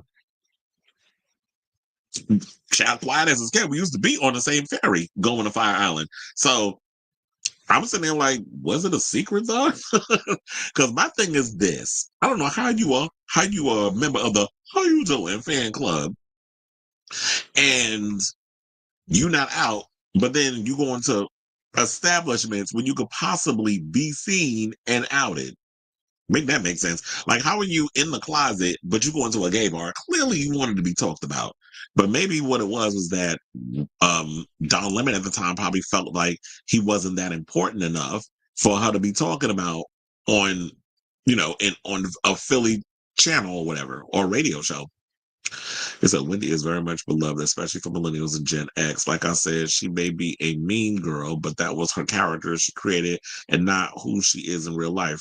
Exactly. That's why I said, look, I've told y'all this many a time before. Wendy Williams is a mentor in my head. One of the many people that I looked up to getting into this game. It was Wendy Williams, it was Howard Stern, and also my friend who y'all saw, I showed his tweet, DJ Baker. DJ Baker was one of the very first people who started a radio show, like a morning show, like a Breakfast Club. Before the Breakfast Club was the Breakfast Club. He had a show. It was him. It was Seduction, the porn star. But it was a bunch of other people in there before it became them. And then it was Flash T, who was a trans rapper. She was like the first lady of the show. And they would sit up in there and do celebrity news and gossip and all the other stuff. And they would always reference my Chris Avalon website and stuff for all the celebrity news and gossip. That's how we actually became friends. And there was a bunch of other people that was in that as well. And he was one of the very first people that did a radio show where it was queer people of color who had their own radio show and was talking about hip hop and all the other stuff. So it was not only the mainstream hip hop stuff, but out rappers and stuff. And that's how I became more privy to a lot of the out rappers and stuff. Long before there was a Little Nas X and a Saucy Santana and all these other people. You know, there were other rappers that was like Deadly, Deep Dick Collective. You had So Say the Elemental Wizard. You had Baron, who I think was like more of like a musician, singer than a rapper, so on and stuff. So there was always people who within the Black queer space that was doing this music for over 2 decades that I've been following before it became more, they let 2 or 3 into the mainstream. And so he was another one that I followed where it was like, okay, so now it shows that it's possible that we can come up into this space and do those things. Before it became like this big trendy thing and the internet was in its infant stages. So Wendy was always like a mentor in my head, and I've always modeled a lot of what I did. But of course, the one thing is you can copy and do whatever that these other people's doing. The hook is you have to be your authentic self on camera. That's the only thing that sells you within the midst of a lot of these people that come up in here trying to be Wendy Williams. It's like, don't try to be her, because the one thing that she had as a hook, you got to be vulnerable. You got to be yourself. And you know me, this diarrhea of the mouth. It's like, this can't be bottled up and sold, just like it could be bottled up and sold what she did. So I was definitely a big fan of, and still am, of Wendy Williams. And people need to give her flowers, because long before there was a TMZ, there was a Wendy Williams. Long before there was a Perez Hilton, there was a Wendy Williams, or as I like to call him, Perezite Hilton, because he is a damn parasite. The whole situation needs a little more transparency. Our fans love the character she created. That's why she kept it up. We would never pull a Howard and be the real person outside the spotlight. Wendy, I believe, was genuinely herself. Like, you got a lot of her from that, but when she went home, she was vulnerable. She was shut the blinds and she went about her business. It's like, yeah, when we do this, and yeah, she was a little harsh on her delivery, and she has apologized to a lot of people over the years, because when you know better and you mature, you do better in how you deliver things. But the one thing I always said that was smart about her, she was like, after I started spewing the celebrity news and gossip, I went home, drew the blinds, and minded my business. So that's what I do with this. It's like, once I said what I said, I close this laptop and I go about my business. I don't have time to be sitting up here being like I've engulfed my entire life in what's going on in entertainment. You'll go nuts trying to do all of that. It says she was most upset about possibly being kept from her. Yeah, that was another thing too. I forgot to bring that up. So I know her father turns, what was it, like 93 next month, and she had this fear of, like, with her speaking out, that there would be some sort of retaliation against her and that she wouldn't be able to go visit her father for his birthday. So I really feel like hopefully they'll keep us abreast of what's going on. So I would like, hopefully, some updates from Charlamagne on the show. Have you been keeping in contact with Wendy? What's going on with her? And then sound the alarm. Get the fans, like, to keep putting the pressure on them into what's going on, because y'all can't let her disappear into the system. Don't let her slip through the cracks. We got to keep that up. Okay, you said that pistol Gen Z oil, because that's, wait, you said that's their app? They might register Republican if he saves their favorite. Oh, you talking about the TikTok? Well, child, did y'all hear the story that the CEO of TikTok is going to Trump's inauguration? I'm not surprised, because here's the thing. The reason why, and I think the reason why he's doing that is because that's probably a reminder of, sir, I gave you money to try to save TikTok from being banned from America. Remember, I gave you a little coin, and Trump loves money. That's the only reason why he does what he does. He don't give a fuck about none of y'all. All he cares about is money. That's always what he cared about. And he has profited wholeheartedly for being a president of the United States twice. Well, he about to profit even more, but he profited the first time. So, and starting this whole MAGA movement, like, there's a lot of money in all of this, apparently. Because the money they're supposed to be making as a politician don't pay dick, which is why you got that man-looking bitch, Nancy Mace, out here grifting and always bringing up trans stuff every 5 seconds. And I got to give a shout out to my girl, Jasmine Crockett, for reading her bitch down to the floor and talking about, you want to take it outside. Girl, you will lose. But she likes fighting. She likes trying to start fights anyway. Because remember, somebody shook her hand and she told me she was hit. Like, she was in pain or something was broken. All that Karen crap that they be doing. But anyway, let's get back to this.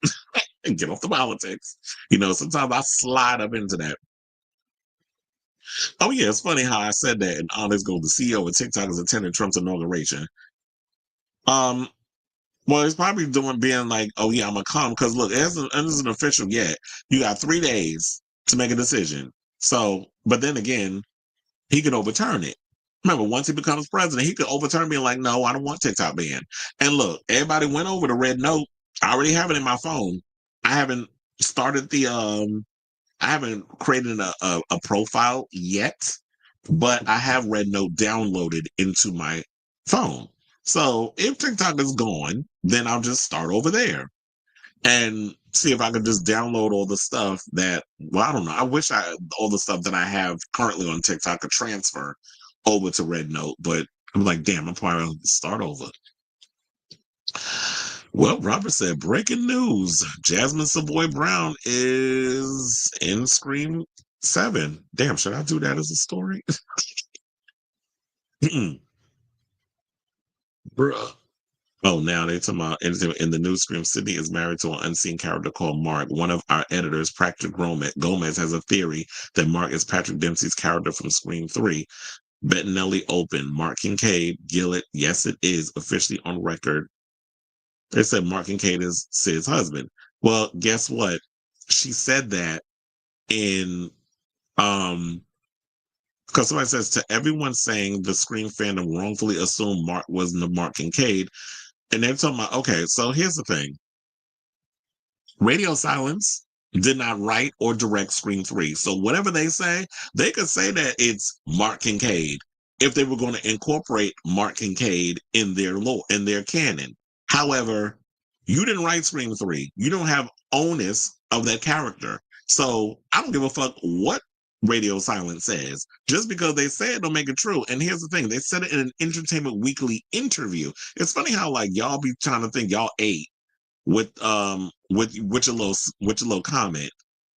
But I'm like, look, it's not canon. You could say it's canon in an interview, but it's not canon in the movie because you never said Mark Kincaid. You said Mark, so therefore you're incorrect. Kind of, sort of. I was thinking, I'm like, hold on, because not Jasmine Crockett, because I was like, let me find a picture. Because they're saying that Miss Jasmine Savoy Brown, maybe she was still filming Yellow Jackets. That's why, well, here's the, because I was like, let me create a thing so that way I could do this Jasmine Savoy Brown story and add it as a story. Because funny enough, it wasn't. And then I'll have to get back to y'all comments. So let me create this banner real quick. It's funny how I gotta do all of this as I'm doing this. So please hold. And then I'll get to your comments. Okay. So we have some breaking news. And it's literally just coming out. That's why I love doing a live chat, because when I'm doing a live chat, stuff is coming out. Like it was just revealed literally earlier in the show.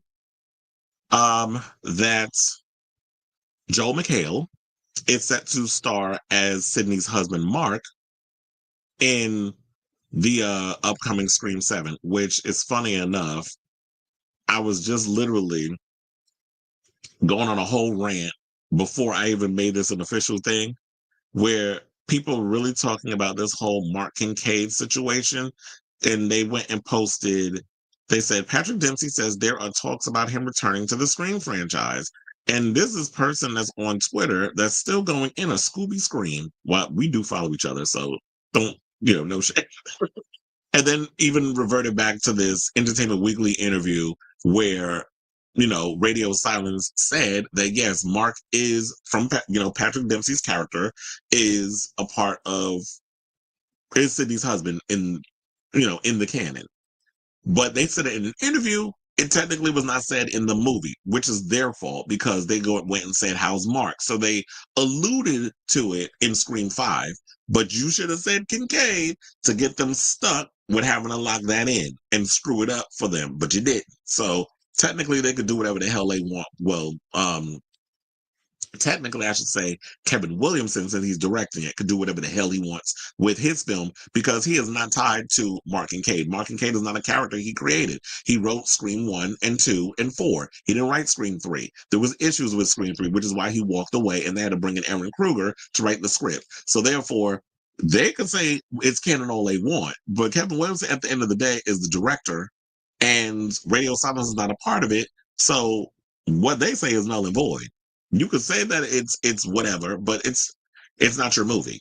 So let me get to this variety story that actually came out. So now, while we already know, like, and I already said what I need to say about Joel McHale. If you haven't heard what I said about Joel McHale, you could just go back to the previous story that I did on that.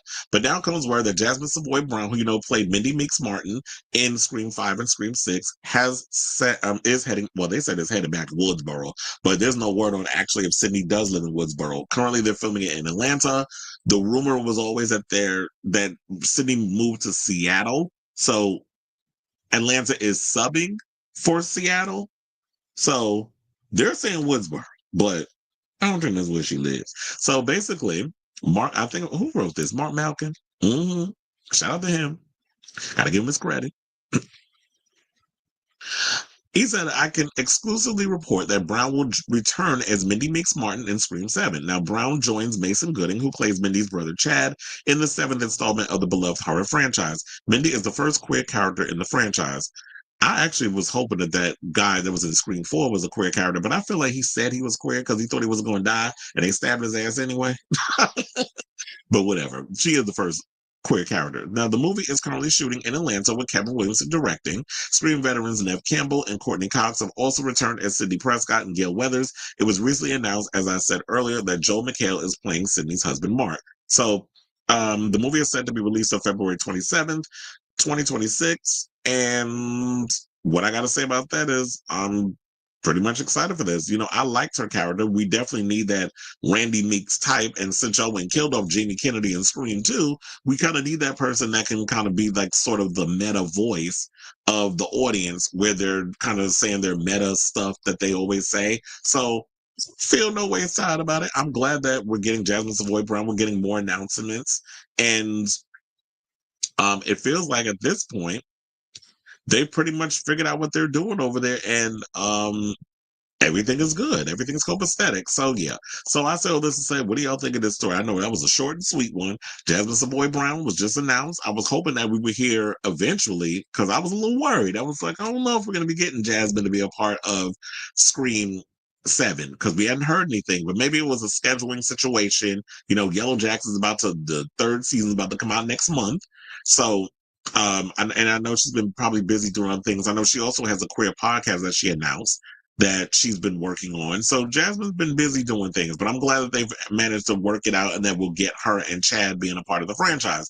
So I guess them stories about her being pro-Palestine isn't true, or maybe she is pro-Palestine, but for what I always say, your political beliefs should not affect your work unless you are someone who's being polarizing and being a xenophobe or any other way where your political beliefs are trouncing on someone else and you're being an asshole behind the scenes at your job. And if that's what you're doing with that, then yes, you shouldn't be allowed to be a part of something. Hence why I'm like, I'm still irritated by what Spyglass did with Melissa Barrera, but I've already given my grievances on that. And I don't want to bombard that with this. I just want to focus on the fact that, you know what? I'm glad my girl, Jasmine Brown, is back. I'm looking forward to seeing Scream 7 when it comes out in February of 2026. So let me know what you guys think of this story in the comments down below. I saw this other story, but I think I'm going to say that for another time. They said Stephen King is not voting in the Oscars and says they should cancel them. No glitz with Los Angeles on fire. You want to know something? I kind of agree with him on that. It's like, what's there to celebrate? A lot of people who lost their homes, not just regular people, but celebrities. So why are we celebrating the Oscars? Quiet as it's kept. Some of the things that they mentioned. I mean, do your nominations and just have people vote and then just mail people their wins and just put out a list of who won.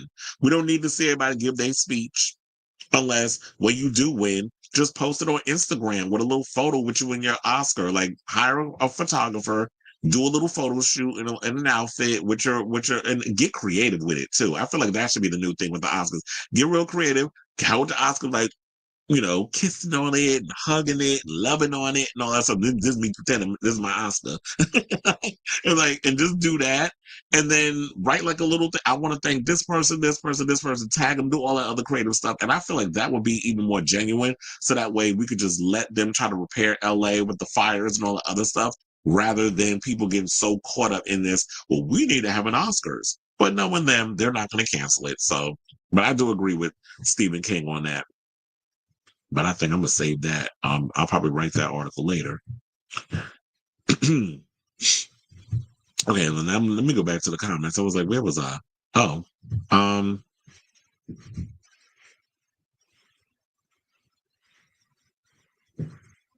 because it took me down to something else.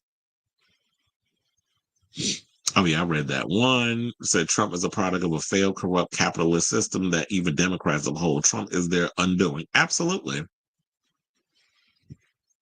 If they weren't trying to gatekeep and then also pulling that shit they did with Bernie Sanders, we wouldn't be where we are today. We had progressive politicians that were talking about they wanted to keep money out of politics. That's not what they wanted. So Biden sitting up here talking about oligarchies and all the other stuff. This is your undoing. Trump is a product of the bullshit that y'all was doing behind the scenes in political office. So this is why America is the way it is. So y'all gonna sit up here and talk about fascism and oligarchies and all this stuff. Our country's been in an oligarchy long before Trump took office the first time. So if this is what the bullshit that you want to continue to feed people, then I think we need to be honest about how both sides is pretty much fucked. I mean, I'm not saying that the Republicans aren't going to be worse, because they are, but y'all had a hand in this mess too. Y'all hands are not completely clean. And I am skeptical about this Israel-Hamas ceasefire. I am skeptical. And I think people need to be skeptical of it. Don't sit up here like, just think, oh yes, we're ceasefire, yay, it's over. No, I don't trust none of y'all behind this. There's some strings attached, as always is. I think the media failed to understand that Wendy was the people's favorite media and she was hated. I think a special needs to happen to show why Wendy was more like that. They'll never do that. I mean, unless somebody on YouTube decides to put something together. But yeah, out of everybody, I didn't particularly care for Ellen. I tolerated her. Like, I watched the show every now and again. Oprah was what she was for her time, and yeah, there was a lot of people out here trying to be Oprah because Oprah was the successful, situation. And look, at one time, what Wendy Williams was talking about, she looked up to Oprah and wanted to be like her, but then she found her own lane, and a lot of people wanted to do that, and people was liking what she was doing. Wendy was water cooler entertainment. Yeah, definitely. That's what it sounds like. She's on house arrest, especially for the young people. It said, "Isn't it karma?" She was out. No, I don't think that karma works in that way. And I feel like a lot of people always try to use that in situations, because I've been hearing it a lot, not just you, where you say like, well, because of all the stuff that's happening to her, it's karma. No, I don't think that's what that is. I just think like, you know what? Things just happen things unfortunately just happen in life. I don't think it has anything to do with karma. Robert says, I'm also learning the casting gets added each day during filming. And you want to know what I'm wondering? Maybe I was going to say, could it be that there's some last minute changes that they're making with the scripts and all this other stuff? Or I think all this is planned. Like they're just letting it out the bag little by little. Because the leaks is going to come. Who didn't know not Dawn. Dawn Lemon was a homosexual. Also, Wendy was a plagiarizer. She stole much of Howard Stern's style, including his King of All Media moniker. How you doing? Yeah, I know about how you doing. And yeah, she does still, but who does it? Like everybody, I always say like everybody takes from somewhere. But the thing is, how do you mainstream it? Or you take something, you put your own mix on it. It's the same thing with Hot Topic. She took that from The View. And now everybody's running around saying Hot Topic. Hot Topic started with The View. And then she took that on her situation, but she put it in a different way of where The View would talk about all kinds of stuff. She just focused on entertainment and gossip. So, and look, Because she calls herself Queen of Media, and Perez Hilton calls himself the Queen of all media. He also calls himself the Gossip Gangster. I said, child, if you don't get off my line with that bullshit, you ain't from the hood, so you can't call yourself a damn gangster, bitch. Your ass is from Miami. So the only thing I would say that you have a connection to is cocaine, because all them damn Colombians that was living out there was trafficking that shit in Miami. So that probably your only connection to being a gangster. They said, Diddy done, hashtag. Question, do you think Dawn Lemon is a... I'm not going there. I'm like, do y'all think Dawn would be into some race play in the bedroom with his white husband? That's another thing I was thinking too. Call me Punta Nigga. Like, I've been thinking, what if they be saying that some shit like that when they in jail? Did I say ni hao? What are you, Chinese? Is that a chopstick in the corner? I said it in the beginning, and I'll say it again. This is all because her son recklessly spending her money, and when there is only one child, they will appoint a guardian. And that's another thing too. If he was out here recklessly spending her money, the problem with Wendy is she should have been on top of that. Like, I understand, like, you feel like that's your only child, and you love your son, you can give him the world, but you have to realize, especially when it comes to Wells Fargo, and if you out here recklessly spending somebody money, and you give them access to your money, and they'll put a lock on something like, okay, what's going on? It might be some fraudulent behavior, like something or another. So she should have been on top of that. But she wasn't really handling her business. That was Kelvin was handling her business. The niece knows more than she's letting on. Something shady about her. Well, she did say that it was what was the word? She did say that it was like they're caught up in legalities. So I don't know. I want to try to give them the benefit of the doubt. So yeah, I saw that. I saw that floating on online. I didn't look at the time, but I'm like, 8 hours. Child, who watching that? I hope they edited it. They edited it down because I'm like, anyway, hell, I'm sitting there watching. That's a full-time work shift. 8 hours listening to Lucy Lawless. She said it's sad that Kevin Sorbo can run for president and her husband can't, because he said if I was American, Zena would be running. And they probably will vote for her. Anybody voting for Kevin Sorbo? Jenna Ortega and Melissa aren't coming back, even though Beetlejuice on Wednesday is done shooting. So I don't think it's a pay issue. I think it's her supporting. Could be. I think they really did become friends during the 2 movies together. I had a feeling when Jenna said she wasn't going back, it was out of support. And she'll be fine. Look, they both will be fine career-wise. People don't care about the awards, even with the Grammys, because the public favorite music isn't nominated. Oh, yeah, no shade. The Grammys is kind of dry for me. Like, I don't care who wins, to be honest. Like, y'all give it to the same damn people. I'm tired of Taylor Swift, tired of Beyonce. It's the same fucking people every year. And it's like, okay, y'all threw Charlie XCX in there, and y'all threw this one, and y'all threw. I was like, okay, but it's like every year it's the same damn people. So, and where's my girl Willow Rosenberg? For now.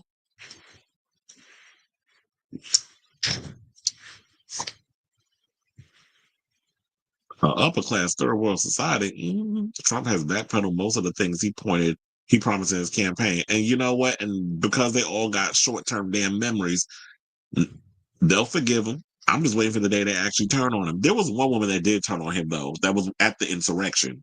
She was on MSNBC, and she was just like, if he was to pardon me, I wouldn't accept it. Israel delayed ceasefire after Biden said, I'm taking the credit. I mean, it's during his campaign, so obviously he would. But whatever. Netanyahu's full of shit any damn way. Yes, I do believe. So is Billy Porter and the other guy. He does give me Trump Republican vibes. Wait, what happened with Billy Porter? Did I miss something?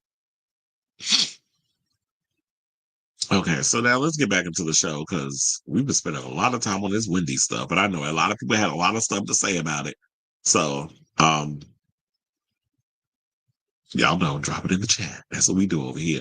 Okay, so now let's get into this mess. So now Blake Lively and her trifling ass husband has been hit with another lawsuit. So we all knew a lawsuit from Justin Baldoni against Blake Lively was coming over what he did or did not, or what did or what did not go down on the friction-filled set of It Ends With Us and the PR aftermath. Well, child, he done hit her with a $400 million lawsuit. But I'm trying to remember, what was hers? Did she do a 200? He said, oh, I'm going to double it. He said, draw 4, bitch. That's what he said. You hit her with a draw 2? He was like, draw 4, bitch. So attorneys for the actor director filed a $400 million lawsuit in the Southern District of New York on Thursday, January 16, on behalf of Baldoni, producer Jamie Heath, publicist Jennifer Abel, and crisis publicist Melissa Nathan, claiming Lively, who's 37, took measures to gain control of the hit movie. And we talked about that on the show. How she was up in here having Ryan Reynolds allegedly rewrite certain parts of the script, and how she was trying to have final cut over a film that last time I checked, I ain't hear this broad say action or cut on, and have her one eye looking in the lens and telling people to check the gate. Now, if you are not saying all of them terminologies, your ass should not be having any kind of say-so over the direction of my movie. So now he's suing on claims of civil extortion, defamation, false light invasion of privacy, breach of implied covenant, of good faith and fair dealing, intentional interference with contractual relations, intentional interference with prospective economic advantage, and negligent interference with prospective economic advantage. That was a tongue twister. It's a lot.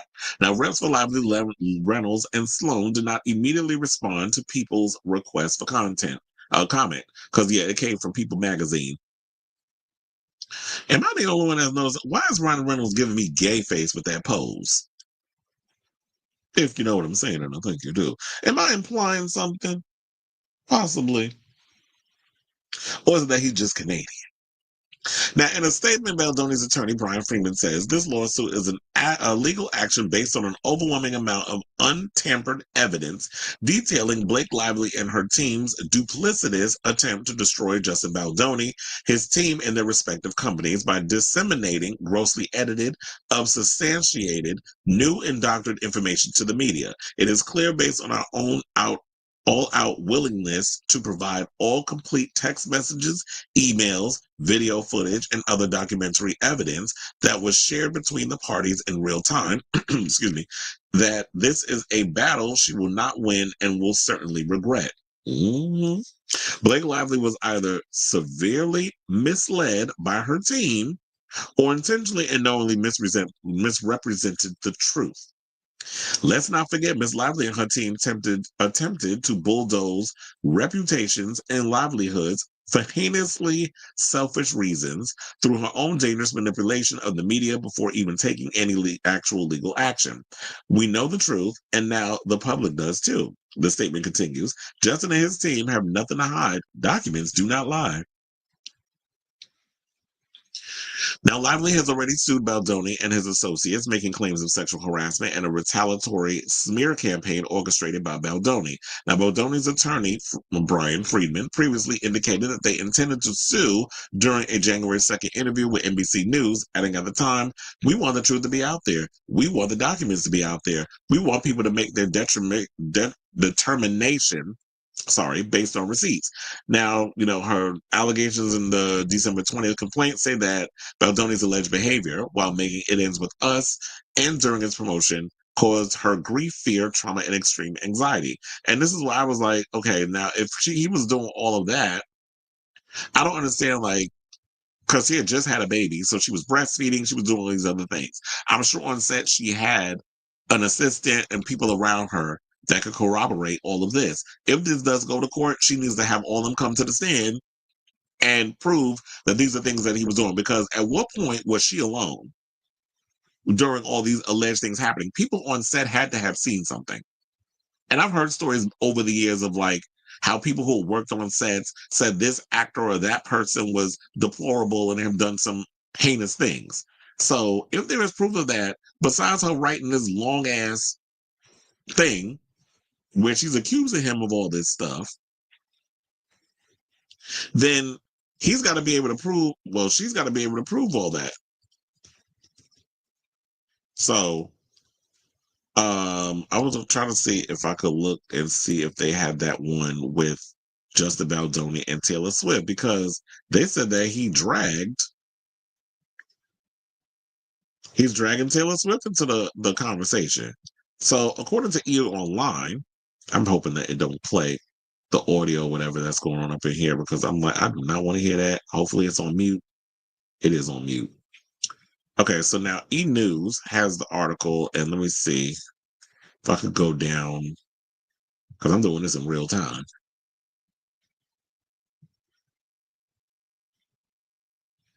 So basically it said that in the countersuit, Baldoni alleged that he felt pressure from Reynolds as well as Lively's mega celebrity friend, as in Tay-Tay, to let Lively take more ownership of the film's script, starting with Lively asking if she could take a pass at writing the rooftop scene, and it ends with us, in which the characters, what's his name, Riley? Or is it Ryle? I don't know. I haven't seen the movie, so I don't even know how the hell you say his name. And they said, so we'll go with Riley. Riley and Lily first met. Now, Baldoni's suit states that Lively's version dramatically differed from what had been written originally, but that he thanked Lively for her passion and diplomatically told her that the scene would likely end up being somewhere between the original version and Lively's version. And it's probably because he was trying to be nice about it, because he's like, well, I don't know.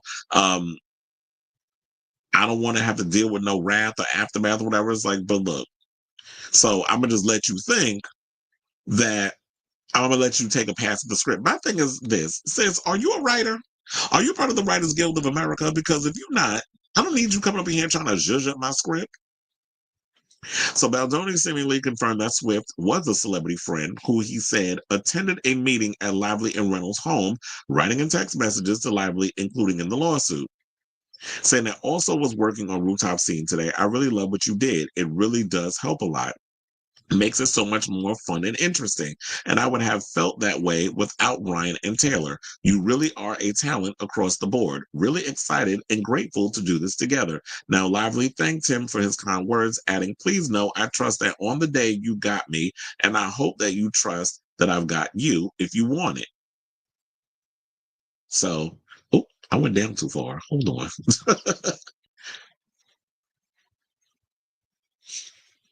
Okay, so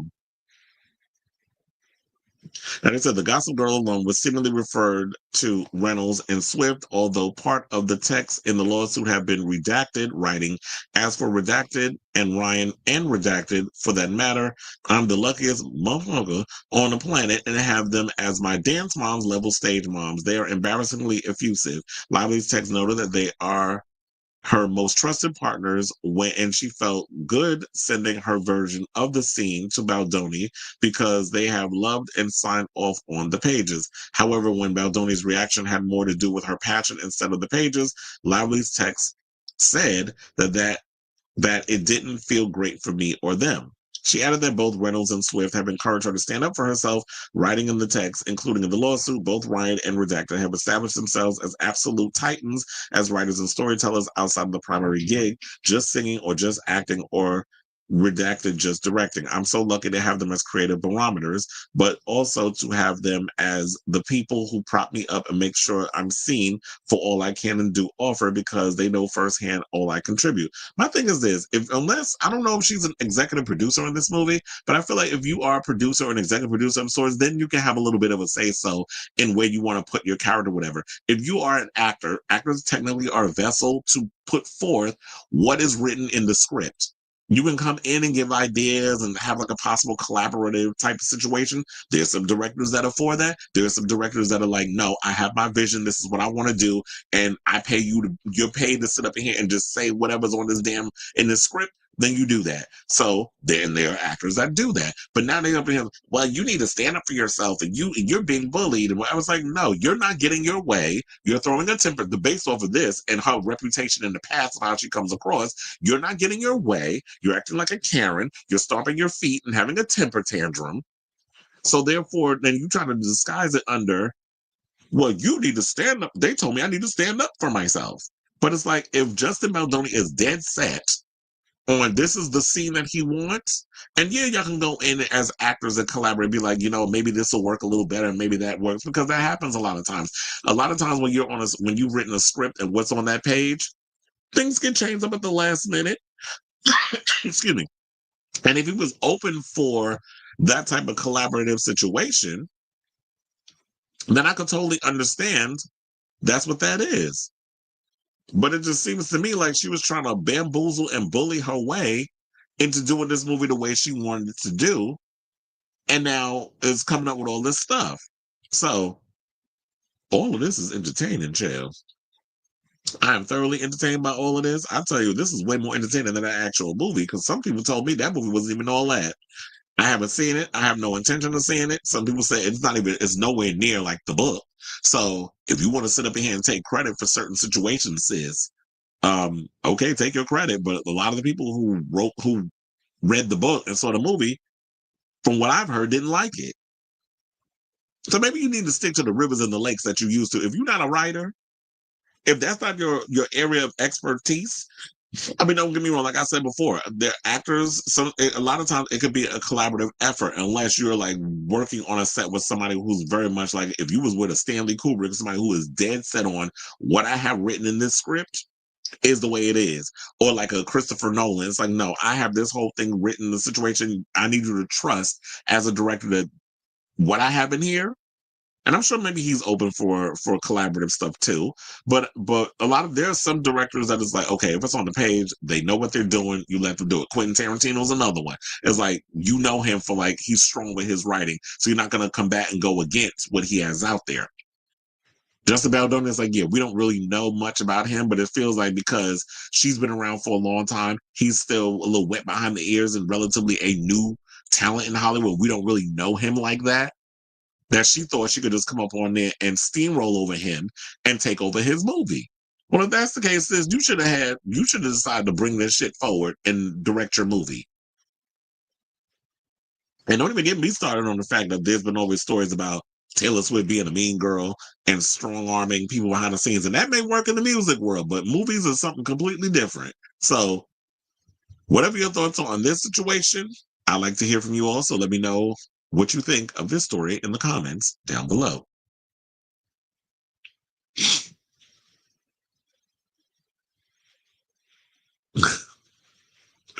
I was reading Brown Buddy's thing. Let me get into it.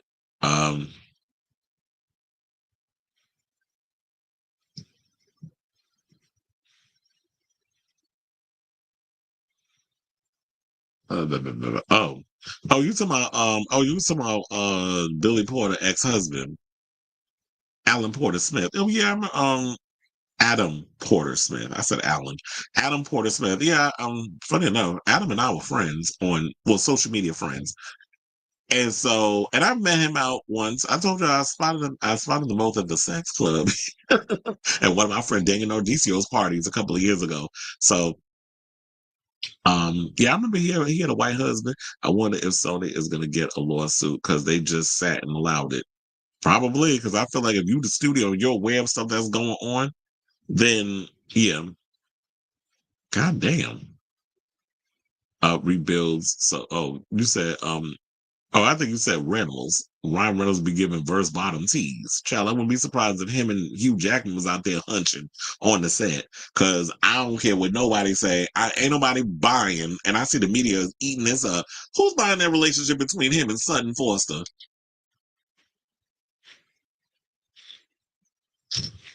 I'll wait. That wouldn't surprise me, honestly. And I met Hugh Jackman. I told you I was stuck in the elevator with him. Well, I wasn't stuck. First of all, I could have stayed for hours in that elevator with him. I was like, but this was years ago. This was like when he was promoting Logan. Breaking news: Method Man allegedly punched his daughter's ex-boyfriend in the face 7 times. God damn. Who still goes up? First of all, who still goes to Staten Island? And number two, I was like, damn Clifford. What you out here doing? I'm gonna have to look into that story. loophole for Gen Z alone. It's revealed that Kamala Harris lost the election over her views on Gaza, and it can't be Donald Trump, as that pushed a huge voter block. Well, Gaza was the main thing on a lot of young people's minds. We already pretty much know that at this point. I mean, we knew that before they decided to make a whole thing about it. And when the minute she was done, the minute that she backed off on a lot of things, when she was shifting more to the center. Well, no, to like the middle, when she started backing off certain things, people was getting pissed. And then on top of that, when she went on The View and Sonny asked her that question, how would your situation be different than Biden's? Oh, nothing comes to mind. The minute she said that, she was done. It said for a bit of at the scene forbidden, they couldn't explain why when Gen Z asked questions on the environment and other stuff, they were given eyes rolled, yelled at, and basically treated like a kid. That's why they couldn't vote for Kamala Harris. And I do feel like, you know what? You said Hugh Jackman is a queen, no shade. Well, I forgot. Somebody told me a story about Hugh Jackman allegedly. Actually, I got to say alleged that he was there was some program he was working on, and he was hunching a lot of the dudes. I think it was a Broadway play. So, do I believe that Hugh Jackman got a little homosexualness up in him? Yeah, I mean, Deborah is a much older woman. The 2 kids that he got with her is adopted.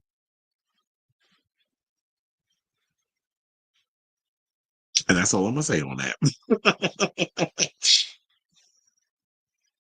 Okay, so now let's move on to this Liam Payne story, because apparently we got an update on his friend Rogelio Roger Norris, who, was one of the people I think that was charged. I guess they were trying to say has something to do with Liam's death. Well, now he's suing Liam's father for defamation. So that's the latest story. So shout out to Rolling Stone for this one. They said in a new federal lawsuit filed in Florida on Wednesday and obtained by Rolling Stone, Norris alleges that Jeff made false and defamatory statements about him in sworn declarations to an Argentina prosecutor investigating Liam's death, causing him damages over $10 million. Now, noted on the first page of the lawsuit, Norris pledges all net financial proceeds of the judicial proceedings for the benefit of Liam Payne's son, Bear. Now, all the proceeds will be donated to my friend's son. Well, quote, end quote. This is what Norris tells Rolling Stone on Thursday. Jeff needs to backtrack on his sworn statement, as he very well knows I wasn't Liam's nurse or caretaker. Liam, who I miss every day, was my dear friend and an independent, brilliant, respectful, free man who did whatever he wanted, whenever he wanted. Now, in the 263, damn, that's that many pages? In the 263-page document, Norris claims that the father of the One Direction star made false, misleading statements and omitted information in his sworn declarations to Argentine officials while categorizing Norris' involvement in Liam Payne's life. Now, although the statements made by Jeff were made in another country, the lawsuit claims that they were accessed by persons in the Palm Beach City/Florida area and caused injury in said places. Norris claims that Jeff's statements impacted him and his reputation in mega proportions with extensive damages. Then the filing dissects Jeff's declarations to an Argentine prosecutor in the days following the singer's death, pulling out the numerous instances where the pop star's father claimed that Liam was in Norris's care. Jeff's original declarations played a role in the prosecutor's abandonment, followed by a death charge in Argentina against Norris, which carried a possible 15-year sentence. After review, the judge overseeing the case significantly lowered the charge to homicidio culposo, or wrongful death, due to imprudence and negligence in late December. So it also says that Norris claimed that he sent a demand defamation retraction letter to Jeff's attorneys on January 8th. Now, in response dated January 10th, including in the lawsuit, Liam's estate declined to retract the declarations and accused Norris of seeking to interfere with the police investigation by pressuring Jeff to change his evidence, adding that they could bring his actions to the attention of the Argentinian authorities. The estate cannot take this matter more seriously, the response letter reads. It has therefore taken the decision to support Jeff in this matter. Now, Jeff denies in the strongest possible terms that he has defamed or otherwise caused any harm to your client in the matter set out by the correspondence of of January 2025 or otherwise. Now, Liam's estate also slammed the lawsuit, intent of donating proceeds of the lawsuit damages to Liam's son as pointless, adding that the lawsuit causes Liam's child with Cheryl Cole, we still call her by Cheryl Cole, but they got that in the letter, Cheryl Cole more irreparable damage. Now, attorneys for Jeff did not immediately respond to Rolling Stone's request for comment. The basis of Norris's defamation lawsuit stems from Jeff's statements made on October 22nd and October 26th to an Argentine prosecutor. Now, in them, Liam's father claims that he was only able to communicate with his son through Norris and his girlfriend, Kate Cassidy, and that Norris had full responsibility for Liam's care after making himself entirely available to Liam, among other allegations. Pushing back on the communication claim, Norris insists that in the lawsuit that Jeff's family communicated with Liam via Liam's laptop. To nearly every claim, Norris responds by writing that he never agreed to be caretaker of Liam, did not have any legal duty to Liam, and that the two were simply dear friends. He also refers to an August email Norris sent to Jeff, which was included in the lawsuit as evidence, declining to be in charge of Liam's care. It also claims that Norris requested Jeff come to Wellington, Florida in September of 2024, where Liam was living at the time, to care for the singer, but Jeff declined. Now, Norris also rebutes Jeff's claims that during a 10-week stay in Florida for Liam's recovery over the summer, because remember, he was in our rehab, because you know that Liam has had issues with drugs, and clearly what happened with how he fell off the balcony and that sort of thing, he was under the influence. So it said Norris also rebukes Jeff's claims that during a 10-week stay in Florida for Liam's recovery over the summer, the singer was always monitored by psychologists and psychiatrists, all of Rogers' contacts. Norris denies this, writing that Jeff was Liam's self-declared caretaker, and that Jeff did not retain their contracts by choice. Or contacts, I should say. Part of Jeff's declaration to the Argentine prosecutor includes that Norris, Kate, and Liam's bodyguard were part of a care group in charge of the singer, and that the group's objective was to keep Liam busy since he could not be left alone in the vulnerable situation in which he was. They also said that he went on to claim that Norris manipulated Liam to fire his bodyguard after Liam's psychiatrist resigned in September, and that Norris helped hire a new psychiatrist for the singer. Liam went to see another psychiatrist with Rogelio Torres, and both hid from the problems with alcohol and drugs that Liam had in order for him to prescribe psychiatric medication, and avoided giving the care recommendations that a previous doctor had given him. Now, Jeff allegedly told the prosecutor because of this situation, Liam's bodyguard decided to go see the new psychiatrist alone and exposed the real problems that Liam had. Now, they said, in view of this fact, Rogelio Norris spoke with Liam and manipulated him to fire him. Now, along with his typical responses of never being Liam's caretaker, Norris said that he and Liam never visited another psychologist, claiming that Jeff's sworn statement was 100% fiction and had no independent corroborative basis to it. Norris further claims that upon the bodyguard's firing, Jeff became the self-declared caretaker of Liam, and that the singer's father never provided for the temporary or new bodyguard for Liam. Now, on January 13th, Norris's legal team sent a letter to Jeff's attorneys asking it to provide documents or independent corroboration that proves the contents of the January 8 letter sent by Norris are inaccurate. Norris alleges that Jeff has yet to respond. Liam was an independent person, an adult who had control over all his personal, financial, and professional decisions, and made those decisions independently. That's according to the lawsuit. And they said, to the knowledge of Norris and on information and belief, Liam was not under any legal imposed and monitored care program, guardianship, or conservatorship, or the like. So while, you have Wendy Williams and the likes who are under a conservatorship where it's like, yeah, if something does happen to her, we do need to point the finger at Sabrina, Morrisey. Whereas in Liam's situation, he's an adult. He can come and go as he pleases. So I understand that people are hurting because parents don't want to bury their children. It should always be the other way around. I mean, look, we all going to leave this earth one day, so it is what it is. But a child should bury their parent. because they're old and they lived a long life and all the other and now all the other stuff. A parent shouldn't have to bury their child. But also you have to realize because of the pressures of fame and all the other stuff that was going on in the industry that Liam was a part of, because Liam necessarily, no shade, and this is not to be shady, in any way, but he wasn't on a level of a Harry Styles or even a Niall Horan, who are both enjoying the success what they're doing with their music. Even Zayn Malik is famous in his own right. He's currently on tour, but he's famous in his own right in so many situations. And they figured out, I would say, I think they figured out, but it took Zayn a while to get to that point. They figured out their way of navigating through this crazy industry for the most part. Liam was someone who was trying to get himself together, wasn't really that big, succumbed to his demons, and was getting caught up in the drugs and I guess surrounding himself with the wrong people and all that other stuff. Unless he was assigned a court-appointed guardian or whatever the case is, I'm not his keeper. Yeah, we're friends and we hang out, and maybe there was some things going on. I don't know the details. I don't know if he saw Liam drinking, snorting drugs, and doing all kinds of other stuff, shooting up. I don't know. Whatever his, all the drugs that they said was in the system and was in that room at the time and all the other stuff.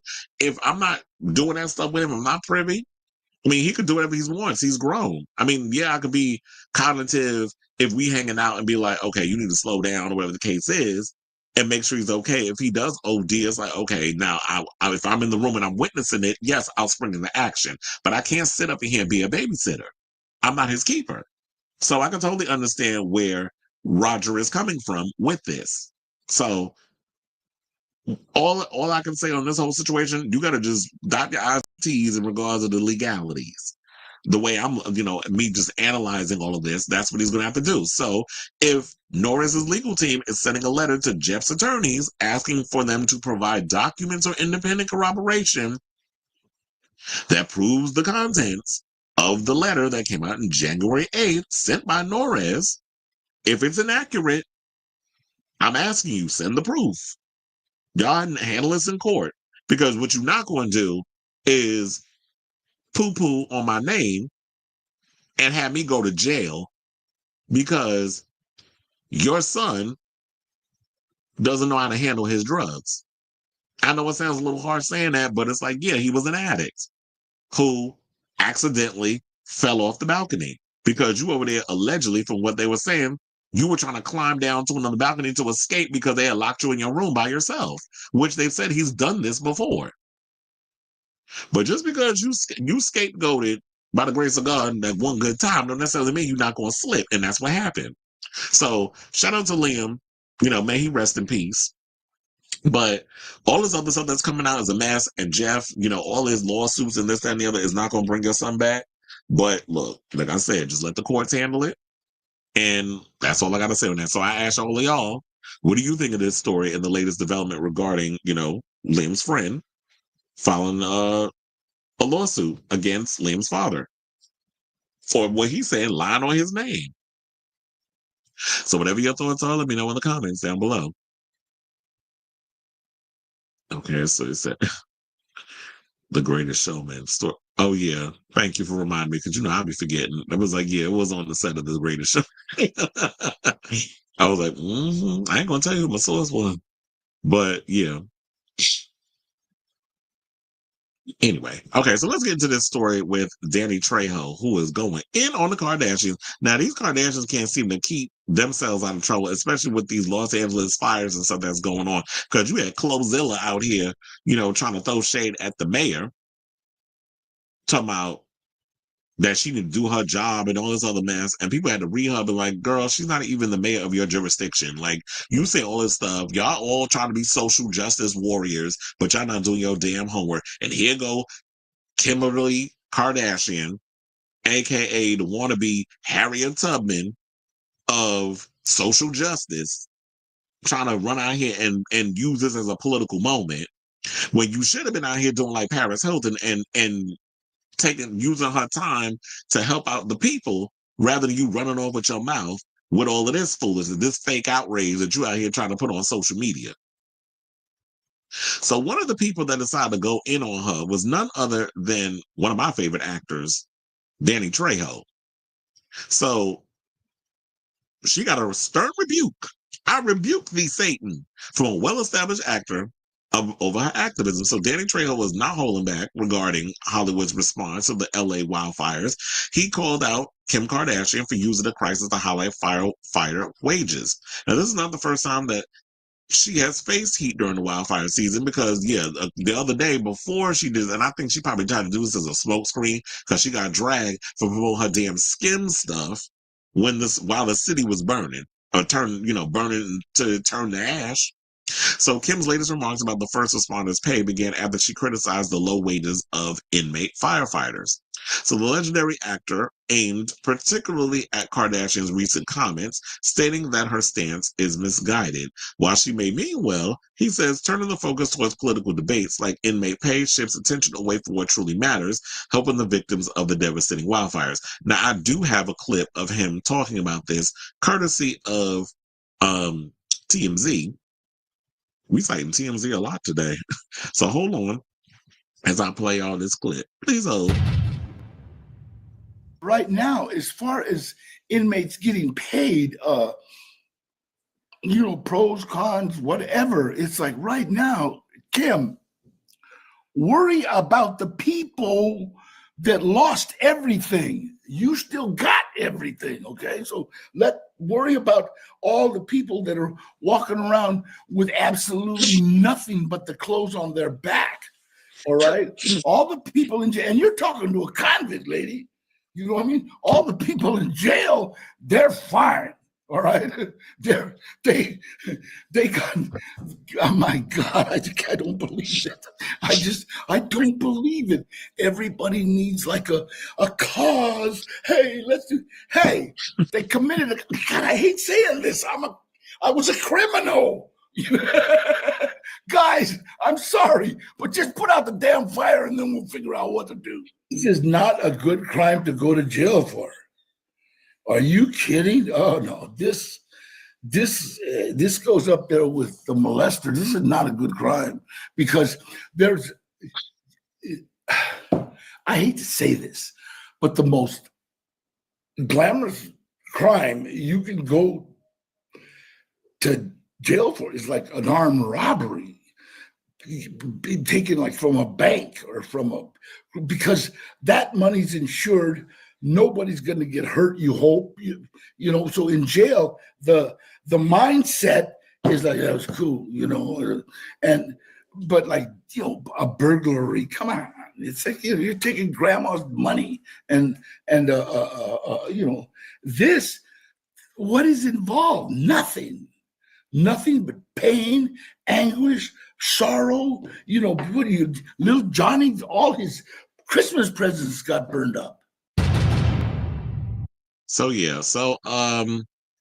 for those of you who are not aware, I'm definitely team Danny Trejo on that and he has experience and he would know because as he said, he's a former convict, but he also was an inmate firefighter. So for someone who's actually been in the trenches and was a part of that program, and this is what I've always said, like, instead of just having these inmates in jail with 3 hots and a cot and just walking around working out all damn day, put them to good use. Use them for like the firefighter departments or put them in a program where they could get rehabilitated and that way they could feel useful so that way they can get out. But I do think they should be paid a wage. But I feel like we can worry about that after this damn fire gets out. You sitting there worrying, well, they've been out there without all this stuff for days and they've been overworked. I'm like, you don't think all the other firefighters have been overworked too? Like, that's just the nature of the game, unfortunately. And I don't know how the inmates and stuff have been treated because I don't work in the program. So then maybe there was some mistreatment. I don't know. But for the most part, it's like, let's not politicize this thing. We already got them idiots over there on the Republican side that's trying to politicize this whole thing, and they're blaming it on everything else but what it is. This is Mother Nature being a see you next Tuesday and just burning all this shit up because we have a climate change issue in this country. So we need to focus on, let's get the fires out.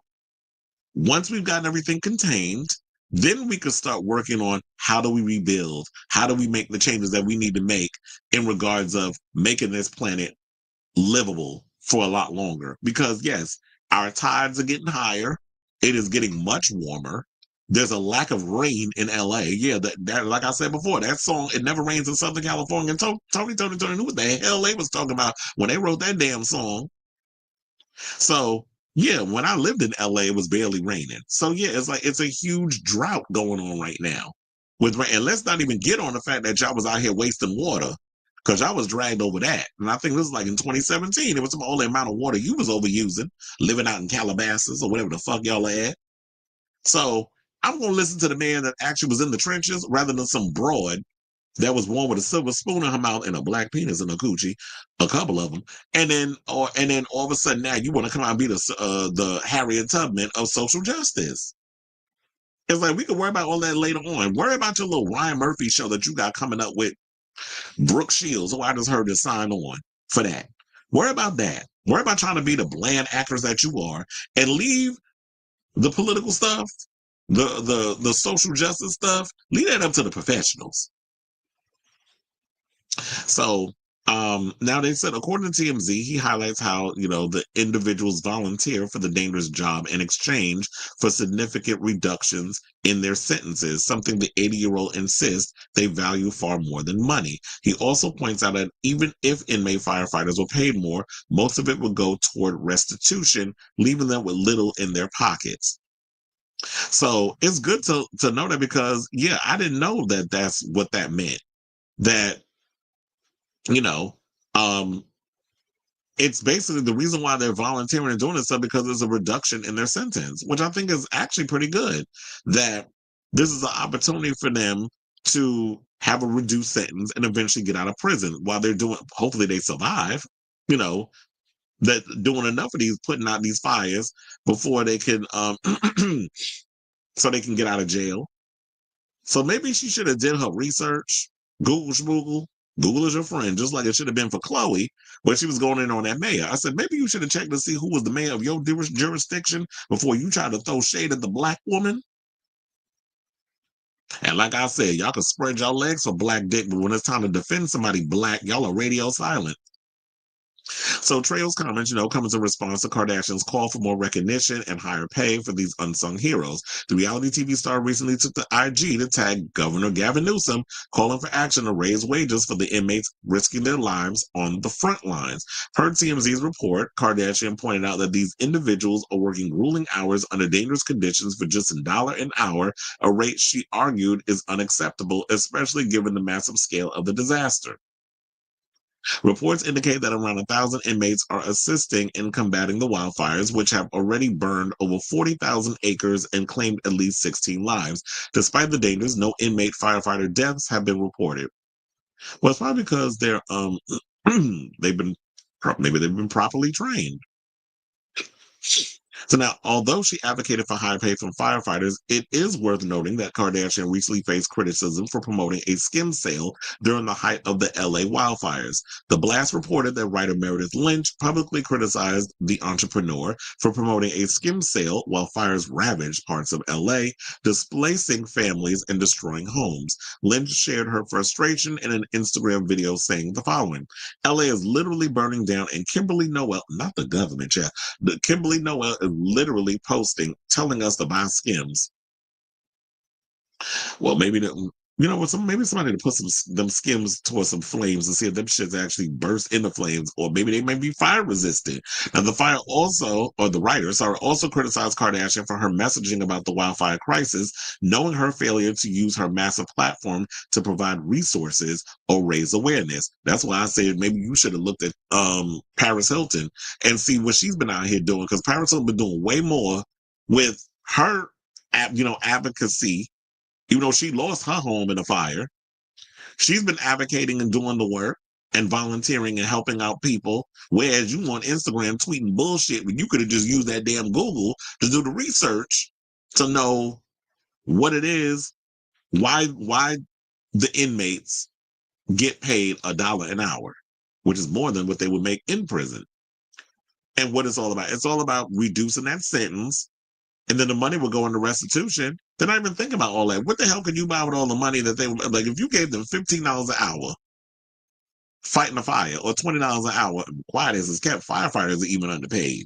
Regular firefighters who are not inmates. So that's a whole nother conversation. So, what are they going to do with that money? Nothing costs $30 in prison. A can of tuna sure don't. They said the writer also, what else they said? Oh, so yeah, they said no. Instead, she's like, buy Skims. Like, oh my God, buy Skims. I'm trying to say it like her dumb ass with that vocal fry. Now, amid the chaos, Kardashian has a lot at stake with her luxurious $70 million oceanside estate was also in danger of being consumed by the flames. Well, yeah, let's take a look. Let's take a look yander at her $70 million estate, or 70-acre, I should say. $70 million oceanside estate. Sorry. Now, the sprawling 5,000 square foot estate, previously owned by supermodel Cindy Crawford and her husband Randy Gerber, is a picture of luxury and seclusion. I'm channeling my inner Robin Leach, minus the British accent. The property includes 4 large bedrooms, 6 bathrooms, panoramic ocean views, and private beach access. They're described as a one-of-a-kind compound. The home features a tennis court, expansive grounds, and a 2-story residence with a main suite offering floor-to-ceiling beach views. Now, amid widespread backlash for prioritizing business during the wildfires, the 44-year-old and her family fled their Hidden Hills estate as the Kenneth Fire threatened their neighborhood. The blast reported that the Kardashian clan, led by matriarch Pimp Mama Kris Jenner, evacuated Thursday night after receiving a mandatory evacuation order due to the fire's rapid spread across 1,000 acres. So all the Ks, Kim, Courtney, Khloe, Kendall, Kylie, and the non-K, Rob, joined Kris in leaving their luxurious homes as the fire encroached. Though the evacuation order has since been lifted, it remains unclear if the family has returned to their $1 million properties. Who gives a shit about that last part? But yes, for the most part, it's like, sis, like I said, it's may start even though this is starting as a debate, stick to the rivers and the lakes that you're used to, which is selling your little, your what is Skim supposed to be doing? Isn't that supposed to give the illusion that you're not fat or whatever the case is? It's like a girdle. Stick to making girdles, appropriating Black culture, and all that other stuff. And maybe this should be a conversation where you should get out there and help the victims and support the first responders and bring awareness to, like, let's work on getting this fire put out, and then we can get political afterwards. Because this ain't the time and the place for that. So, well, there is a time and a place, I should say, for that, and this ain't it. So I say all this to say, what do y'all think of this story with Danny Trejo, who's like actually one of my favorite actors? And did y'all know he's related to Robert Rodriguez? They're cousins. I don't know if people knew that, but if you knew it, then that's fine. But if you didn't know it, that's some tea. So let me know what you guys think of this story in the comments down below. He said, fun fact, Neve Campbell's first name is her mother's maiden name and it's pronounced as Eve. So her name is Neve. She said this on The View years ago, but I can't find the clip anywhere. And why is people still calling her Neve, though? And you want to know something? That would make sense because we have Neve Schulman from Catfish. So it would make sense that it would be Neve because the boy term, I guess, would be N-E-V, and she will go N-E-V-E. Her mother's name is Eve. You put an N in front of it. Makes sense. So what should we call her? Neve Campbell. I know some people would get mad about that. I remember one time I used to get on my roommate about that because he would do that on purpose. He'd be like, Neve Campbell, Neve. I said, it's not Neve, it's Neve. But you might be right. So I'm like, all this time I was telling him it was wrong. Far-right gaming platform Far-right gaming platform Kick plans to buy TikTok from ByteDance, and Mark Cuban is working with Blue Sky to create an 18-plus version of TikTok that would ban MAGA and Republicans, liberals only. Oh, you saying 18-plus? So they're like, oh, they're going to be having porn on there?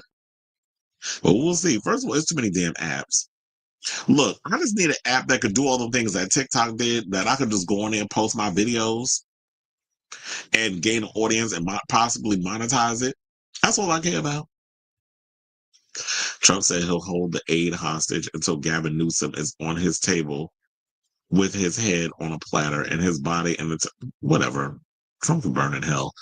I saw a video of Kelly Osbourne saying that she's sick of celebrities using the fires. Oh yeah, I saw that too. She said that, and then you got Tommy Lee out here saying that he's irritated about people not like they're out here promoting the stuff, their events or whatever it is they got going on in the midst of this fire. Okay, you said someone that needs $82 billion to buy off a judge and jury. Kamari says, hello, everyone. How are you doing? Thanks, Felix, like Meghan and Harry. It's not real. Oh, so it's like Spanx. That's what I was like. I couldn't think of the word. I have a niece named Nev. We call her Nevi. She's 10 years old. Okay, so what are we getting into right now? Okay, so child, let's get into this mess. And let's talk about if Kyle Richards is a lesbian or not. Because apparently she's firing that back at Garcelle Beauvais for implying that she's a bulldog. So, and this I guess was on yesterday's episode of The Housewives. I'm 2 episodes behind, so I haven't really been up in the midst of things, but so far all the episodes that I've seen has been juicy. So shout out to page 6 for the story. So they said, reflecting on Beauvais' comment during the after show with Erica Jane, the actress said, what was really going through my head was, you're being an a-hole right now. And don't try to act like, oopsie daisy, you know exactly what you're doing. Beauvais, however, defended her remark, saying, I wasn't pushing her to come out. I'm not trying to call her out. Own it. Be authentic. Now, she said, because I feel like Kyle cares a lot about what people think and how this is going to look. She continued, if this is who you are, or even if you're discovering it, discover it and own it. Why do I feel like I need to say Lisa Rinna? Because, Lisa Rinna was big on own it. Now, they said in Tuesday's episode, Richards was discussing her separation from her estranged husband, Morrisey Omansky, who, last I checked, I think he's been hit with some tax liens. I forgot what the exact price is, but he's been hit with some tax liens. So they said, why would y'all like Chuck E. Cheese, though? I need to watch that episode so I can know the context of why the hell were they at Chuck E. Cheese. So they said during a Chuck E. Cheese trip with Sutton Schrack, Jane, and Beauvais, where Beauvais said she wanted to be 100% blunt. She said, do whatever the fuck you want to do. Be whoever you want to be. This is what Beauvais said as the Halloween star nodded in approval. He said, if you want to be a lesbian, be a lesbian. It's saying as Richards then widened her eyes in shock. Well, I guess because she was just being blunt with her words. She's like, I'm not going to sugarcoat this. You want to sit out here and get your box eaten by another woman, then you go ahead and do that, niece. Nobody telling you not to do it. You're grown. You in your 50s. So when Richards and Umansky called it quits in July of 2023, the Bravo star was quickly linked to female country singer Morgan Wade, who's 30. Both women deny romance rumors. They were often seen together on private jets and around LA. Now, here's the thing. Let me just get right into this situation because, I've been watching The Housewives for the beginning. There's a lot of Housewives shows that's on there, but Beverly Hills is like the one that I definitely just stick with. All the other ones have kind of fallen by the wayside. Like, I really don't care as much. But I'm going to go by what Garcelle's been saying. Everything that Garcelle's been saying, I've been saying for the longest. That I wasn't pushing her to come out, but I was just trying to say, like, you know what? Maybe you need to own it. And to me, I feel like Kyle has been kind of backpedaling on this situation. You're the one that decided to put Morgan Wade on camera. You're the one that decided to imply that maybe there was something there that we all felt it. We all sensed it. We all witnessed it. And even the cast was witnessing it. They weren't saying anything. I think the ones who were more or less vocal about it was Garcelle. And this is last season. Was Garcelle and Sutton. Sutton not so much, but Garcelle more so. And there were implications there, and I feel like in this new season, they're kind of owning it more. But then it seemed like after all the stuff that was coming out in the aftermath, it felt like Kyle was kind of like trying to pull away because it was becoming more of this thing. And look, she even said in the interview that she had a conversation with her daughters, and her daughters was like, okay, well, if that's something you're into, I'm paraphrasing, but it's like, go ahead, do you. We're not going to love you any less if that's what you're into. And I do think that there was a spark there. I'm not saying that Kyle's a lesbian. I don't think she is. I think maybe there was a toke of bisexuality and she was willing to explore it. And I don't think that's the first time maybe that's the first time she's acted on it. But I feel like there's always been a little something there, like some girl-on-girl chemistry that she's had with other women in the past. But I feel like she's gotten a lot closer, and especially with everything that was going on with Mauricio, cheating ass. Because look, over the years when she was married, and they were trying to act like their marriage allegedly was so copacetic, there were rumors that was always floating around that Mauricio was laying low and spreading it wide with countless women. And now that he's going through his midlife crisis, because I believe he's 54 and not paying his taxes allegedly, now he's running around, you know. Now she's in a moment of like a midlife crisis herself, where she's having what do they call that?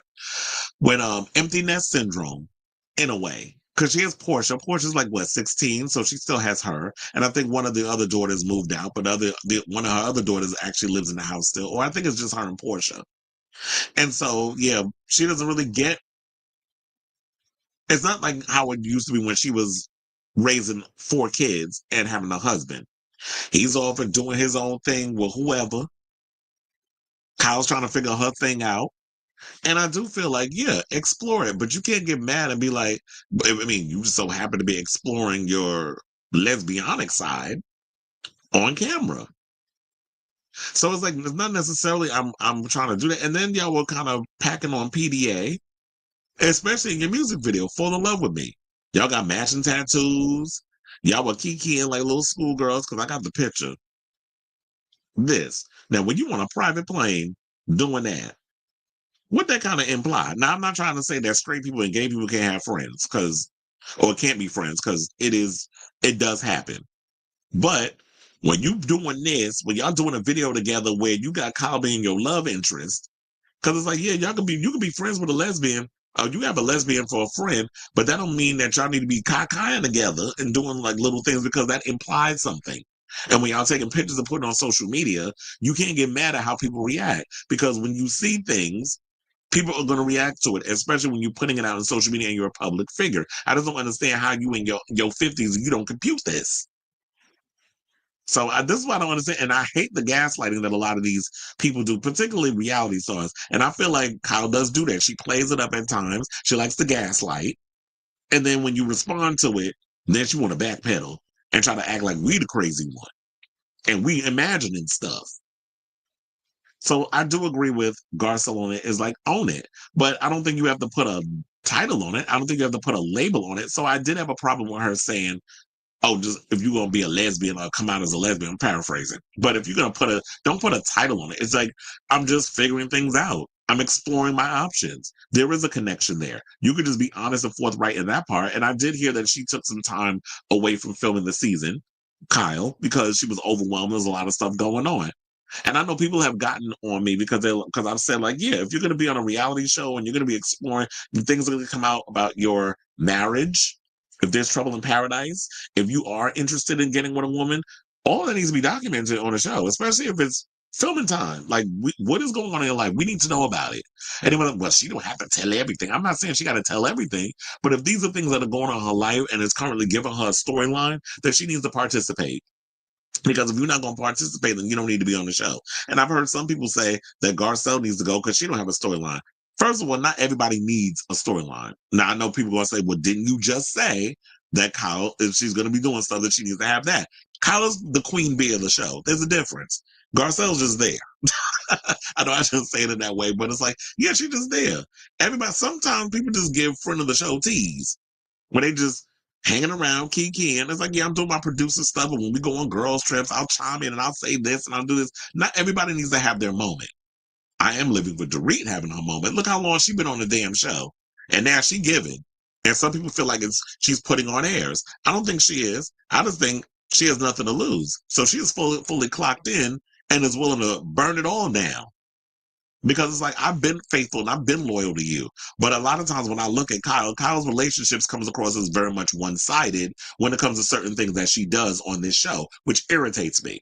Because it's like, oh, well, you can come out and say all the things you want, but when I go and air my grievances, you're not going to give me the same energy and respect.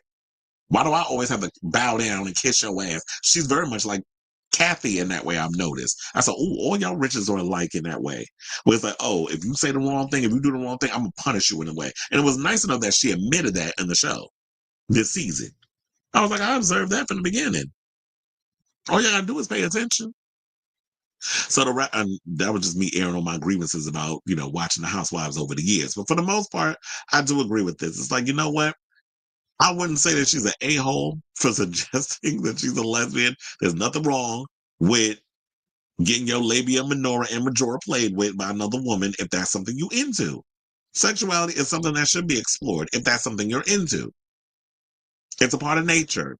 Homosexuality existed long before speech replaced sign language. So when y'all want to come over here with that church religious bullshit, go argue with your mammy. I don't want to hear it. I go by reality and nature. And it's been a part of nature long before Catholicism became a thing. So, or religion in general. So, explore, sow your wilds, Kyle. Explore. You don't need to put a name on it. You don't need to put a title. Just figure out what you're doing and who you are and all the other stuff. I do agree. Like, I don't like the whole idea of Garcelle putting a label on it, because why do we have to label everything? Sometimes people just are who they are. So I say all this to say, what do y'all think of this story? Did y'all see the latest episode of The Housewives of Beverly Hills, which I got to catch up on? Like I said, I'm 2 episodes behind. I think it's because I was catching up on The Traitors and a bunch of other stuff and then there was that week that they didn't air The Housewives because I think it was around the holidays. So I had forgotten that the show was back. So I need to go check in and catch up. So I'm a couple of episodes behind, but I'll probably catch up on them tonight. So whatever your thoughts are on this whole situation, let me know in the comments down below. Brown Bunny said it started with a clam appetizer, then followed up with Taco Tuesday. Now says it's at an all-you-can-eat oyster Sunday. Okay. Okay, so now let's go from Kyle to Kylie, and let's talk about Miss Kylie Sonique Love, who is saying that she's down to return for another season of All Stars, and talking about another all winter season. Damn, I can't talk today. So she's interested in coming back and doing an all winter season. We already are aware of all winter season 1, which of course was won by Jinx Monsoon, but there have been rumblings about all winter season 2, and they need to, because there's so many other winners. There's been some people who said they will come back. There's some people who said they wouldn't come back. Then some said you count them out, whatever the case is. At this point, there's so many winners. I don't even know who we could get that would want to come back. But if there was ever a list and they come out with it, then I'm here for it. So, but Kylie said she wants to come back, and she didn't win the first time around, so maybe there's a chance for another time. Now, in an interview with Gay Times at DragCon UK, the beloved queen said that she's 1,000% interested in sashaying back into the workroom to compete against former champions. She said, any excuse for me to put on a wig and some eyelashes and get in front of a camera, I'm in. This is what she said before naming Bob the drag queen and Trixie Mattel as the winner she would love to see come back. Now, although Kylie opined that we need another year or so for all winners too, as there are a lot of girls that need a second chance on a regular All-Stars, she revealed that she would love to lip-sync against season 15 winner, fellow trans icon, and quarantine roommate Sasha Colby. And I forgot they were roommates at one point. And she did mention that. So she said that's everyone's wet dream, and we're ready to do it. It has to happen. Everyone wants it to happen. It already been put out in the universe. It's only a matter of time. Now, if or rather when aforementioned lip sync comes into fruition, Kylie joked that it won't channel Mortal Kombat like her iconic showdown against Morgan McMichaels, where she flexed her gymnastic skills with various flips, splits, and tricks. Rather, it would be a performance that people would just enjoy. Know what I mean? It would be a collaboration, honey. We could tear it up. Just put Sasha and I on a stage. Give us our own special. It'll be called Transmission. She's so stupid. Just bring a whole bunch of trans girls in there and we'll have us a good time. Well, look, we've been talking about that. We would love to see an all-trans season of Drag Race. There's so many girls on the show that have come out as trans over the years. Why not? I do think at a certain point, to liven up All Stars, y'all do need to kind of come up with themes with the show to keep it live. Lee. Keep it lively. Lord, I do not want to use that as an example, especially with Blake Lively and all this other mess going on. But to keep the show a little more animated and interesting, I do agree that they need to kind of come up with gimmicks or whatever, or a hook to get people interested. And I would love to see an all trans season. I'm still waiting for us to get that all pork chop season. Like, we need people who are like the first ones to get kicked out of the show, or maybe first or second place, like people who were always at the bottom, give them another chance. I feel like we're at an era where it's like, yeah, judge up All Stars a bit. If y'all gonna make it come out every season, there needs to be a reason where y'all can just judge it up and come up with different themes or other stuff to keep the show lively and interesting. That's what I would do if that was my show. But it's not my show, so we can only just wish, have wishful thinking. So I would love to see an all trans season, like she said. Now, following the appearance in all, what is it? In what she said, Holy Slay. So yeah, this is an old picture of them, by the way. Now, okay, so following an appearance in the Holy Slay Spectacular, excuse me, back in 2018, Kylie made a triumphant return for the 6th season of All Stars, conquering over Ginger Minj, Raja O'Hara, who wound up winning Canada versus the World, by the way, and Eureka for a spot in the Drag Race Hall of Fame. With her win, she once again made history as American franchise's first ever trans winner. Now, the first season of Drag Race, featuring former winners, All Star 7 aired in 2022 to universal critical acclaim and has been marked as one of the greatest seasons of all time. It saw the return of Raja, Jinx Monsoon, Monet Exchange, Trinity the Tuck, Evie Oddly, The Vivian, may she rest in peace, Jada Essence Hall, and Shea Coulee, with Jinx being crowned the queen of all queens. And it was well deserved, by the way. So now, in the year since, fans have continuously theorized as to which former champions are likely to return, and now, as a result of their recent guest appearances on season 16 and 17, respectively, Chad Michaels and Lawrence Chaney are expected to appear, while Sasha Colby has stated on various occasions that she would love to make a comeback. Now, following her UK season 6 win last year, Chiron Thrax told Gay Times that she wouldn't have a single hesitation about All Winners 2. She said, I love to compete with Lawrence, Sasha Velour, Bob the Drag Queen. Oh my God, Bob in Alaska, this is actually a potential thing that could happen in the pipeline. It's so surreal to me. Sidebar, I have been living, before we get to the rest of the story, I have been living. Have y'all been watching Race Chaser? Because Alaska reading Rue's runway looks have been the ultimate cackle for me. Because that recent one that she wore, I'm like, girl, what are you wearing? Who dressed you? Fire your stylist. Because that outfit was a mess. I do agree. Now, in the year since, fans have continuously theorized as to which former champions are likely to return. Oh, wait, I read that part. Didn't I? Yeah, I did. Okay, so they said, you know what? All Winners 2 every single year. Let's go. Let's just do a huge season, every single winner, and just battle it out. So, yeah, I would love to see an All Winner season. Off the top of my head, there's been so many people that have won these shows. I do wonder if they're going to bring in some of the international queens, but we don't need this to end up like Global All Stars, because that shit was a mess. And the fact of how Rue seemed to only favor the people, and it made one exception for one of the queens that on a show he didn't host. But for the most part, it just felt like he was playing favorites towards, or maybe it was production, or maybe it was both, a mixture of both, where it was like you were kind of, it felt like favorites, and a lot of the international queens that end up on the show didn't have a rat's chance of them progressing. And plus, on top of that, the way they put that show together, it was a hot ass mess. So I didn't like Global All Stars. Hopefully, if it does get a season 2, they can retool it and make it palatable. But in regards to this situation, I would definitely but I do think they need to wait a couple of years before that happens. I would love an all-winner season. I definitely want to see Sasha Colby on my screen again. Sasha Colby and Sasha Velour. I would love to see them on a season together where they're doing an all-winner season and see how that all works. Of course, we can't eliminate none of the girls. They're just going to have them all there because we want to celebrate them. And, they're going to bring the fashions and bring the drama and bring everything that needs to be brought. And I definitely want to be thoroughly entertained with that. So, yeah, let's get it going. Let's get it working. I know we got All Stars 10 coming. So we need to focus on that. But for the most part, yes, I'm here for All Winner season. down the road. So I ask all of you this. Who do you think, I mean, what do you think of this story? And who would you like to see that we haven't seen a winner on an all-winner season, as well as what queens would you like to see come back for an all-winner season? Based on the tea that Evie Oddly and all them was spilling, I don't know if they would want to come back and do an all-winner season. So that might not happen. But these new crop of girls, let's just focus on them. Who would y'all like to see that have not been on an all-winner season come on season, All-Stars all-winner season 2? So whatever your thoughts are, let me know in the comments down below.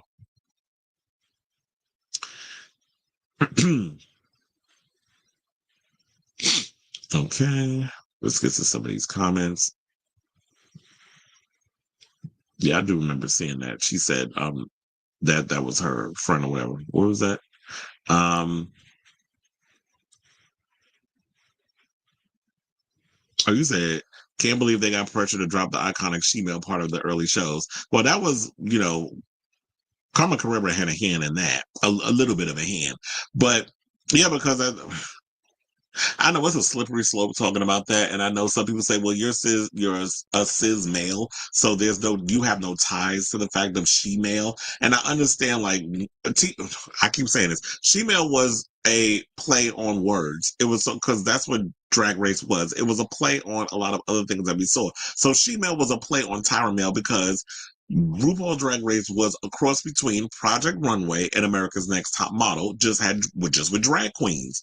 And so, yeah, oh, girl, you got she-male. I was living for that because I was like, I saw it was a play on words. It wasn't to be transphobic. However, I think what really shot them in the foot was when they did that challenge, which they cut from the show.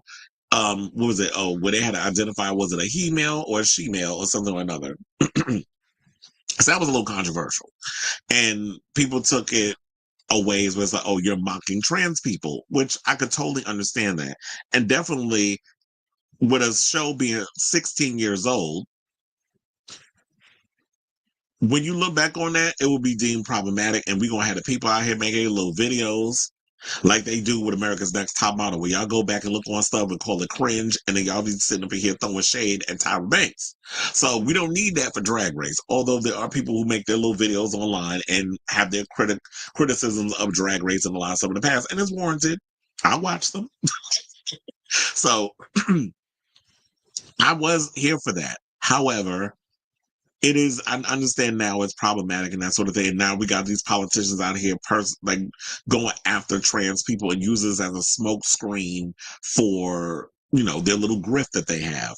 So trying to deny trans people use the bathrooms. They don't want them playing in sports. It's all this other crap they're coming out here with. But then again, if y'all do ban all this stuff from the trans, what else what is going to be a next thing to go after? Because you got to stop talking about it because you banned everything. Now it's like, then people are going to see y'all ain't doing your actual jobs, that y'all running around here just saying a bunch of stuff to get people riled up, but y'all doing the bare minimum. Especially towards those people that put y'all in office. As they Bob lived the ultimate gay dream torn with Madonna. Does he have any interest in going back to Drag Race? That's an interesting question. I mean, he's doing other stuff. He's currently on The Traitors, which I'm living for him on that.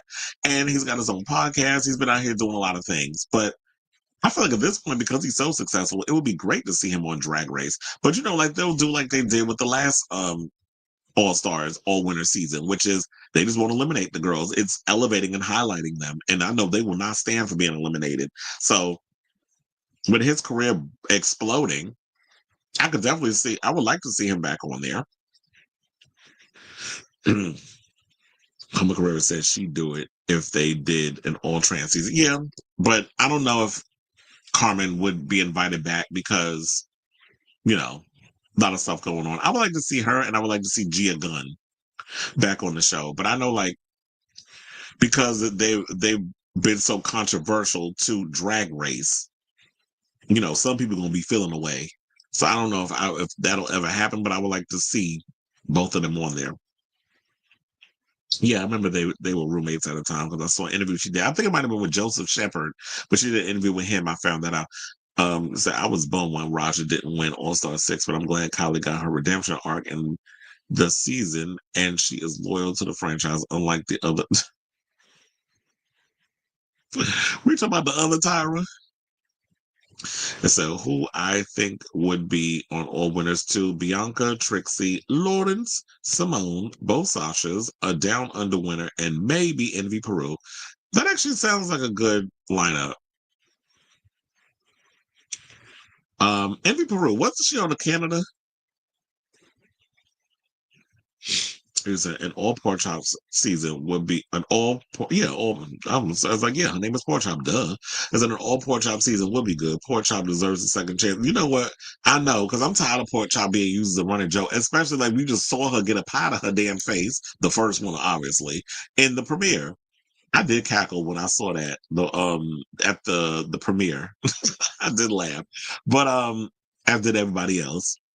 But I do agree. We do need to give we do need an all pork chop season and make Pork Chop a judge. That's what they need to do, or have her as like in the show, not necessarily as a competitor, just having her do something within the show in like all the different episodes.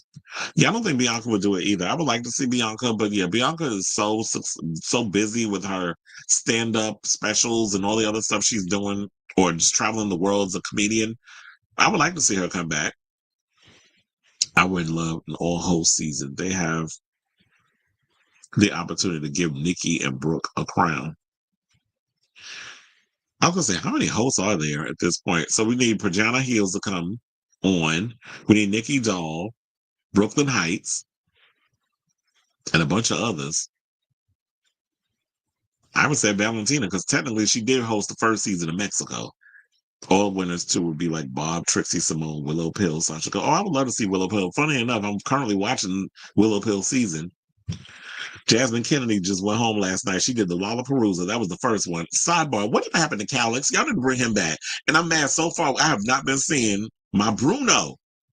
We're seeing Asaph. I'm like, why are we seeing a lot of him? I need y'all to bring my Bruno back, and I need my Calix, because Calix is a cutie. But it's like, I don't want to be up here saying, I remember Asaph from So You Think You Can Dance. That's how far back I know him. And he was on The Challenge at one point. Yeah, a lot of people came from So You Think You Can Dance. I would add Bob too to my list. I would hope that he will come on. I don't know if Willow would do it because of Evie's falling out with Wow and how close she is to her. I mean, I remember like Evie was spilling a lot of tea about All Stars all winter season. I would love Alaska to come back too, but let's hope Wow doesn't hold that Willem grudge against her. I hope not either. I know they feel like that there is some sort of grudge. I know that Alaska probably feels like that. There is some sort of grudge. They can get Jimbo, but look, y'all gonna be mad at Alaska because she got Jimbo on her Drag the Musical. Envy Peru was on Holland, and there was a rumor that only the Rue hosted international seasons would be considered for all winners. I don't like that. That whole situation, like you're doing it, where it only got to be Rue hosted stuff, because it's a bias. I said biased. It gives a bias to it. But anyway, so we have, how many more topics we got? Okay, so we got 3 more topics to go. Before we get to those topics, if you have not already, can you please do me a solid, hit that like button and that subscribe button, and also smash the notification bell so that way you know when we go live with a brand new episode of Chris Samuel Unfiltered. It helps with the algorithm and all that good stuff, so I'm trying to push the show out there.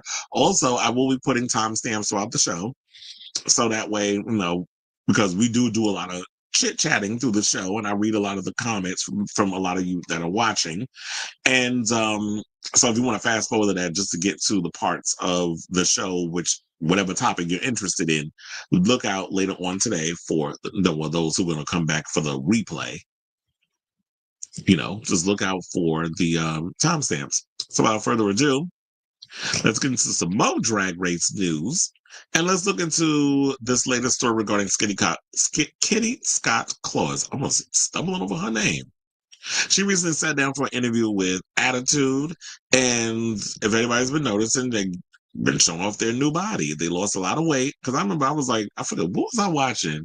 I think it was like one of the All-Stars, and Kitty was on there. She was doing something, and she was her big girl self, and then, I know what it was. It was Global All-Stars, right? She was on that hot mess, and she was her former big girl self, and then we started seeing these pictures of her slim down. And so now she's out here shutting down the rumors that it was Ozempic that helped her lose all that weight. Because that seems to be the go-to for everybody. Like, there's so many other weight loss situations that people use, but Ozempic is the go-to because I guess that name rolls off the tongue better.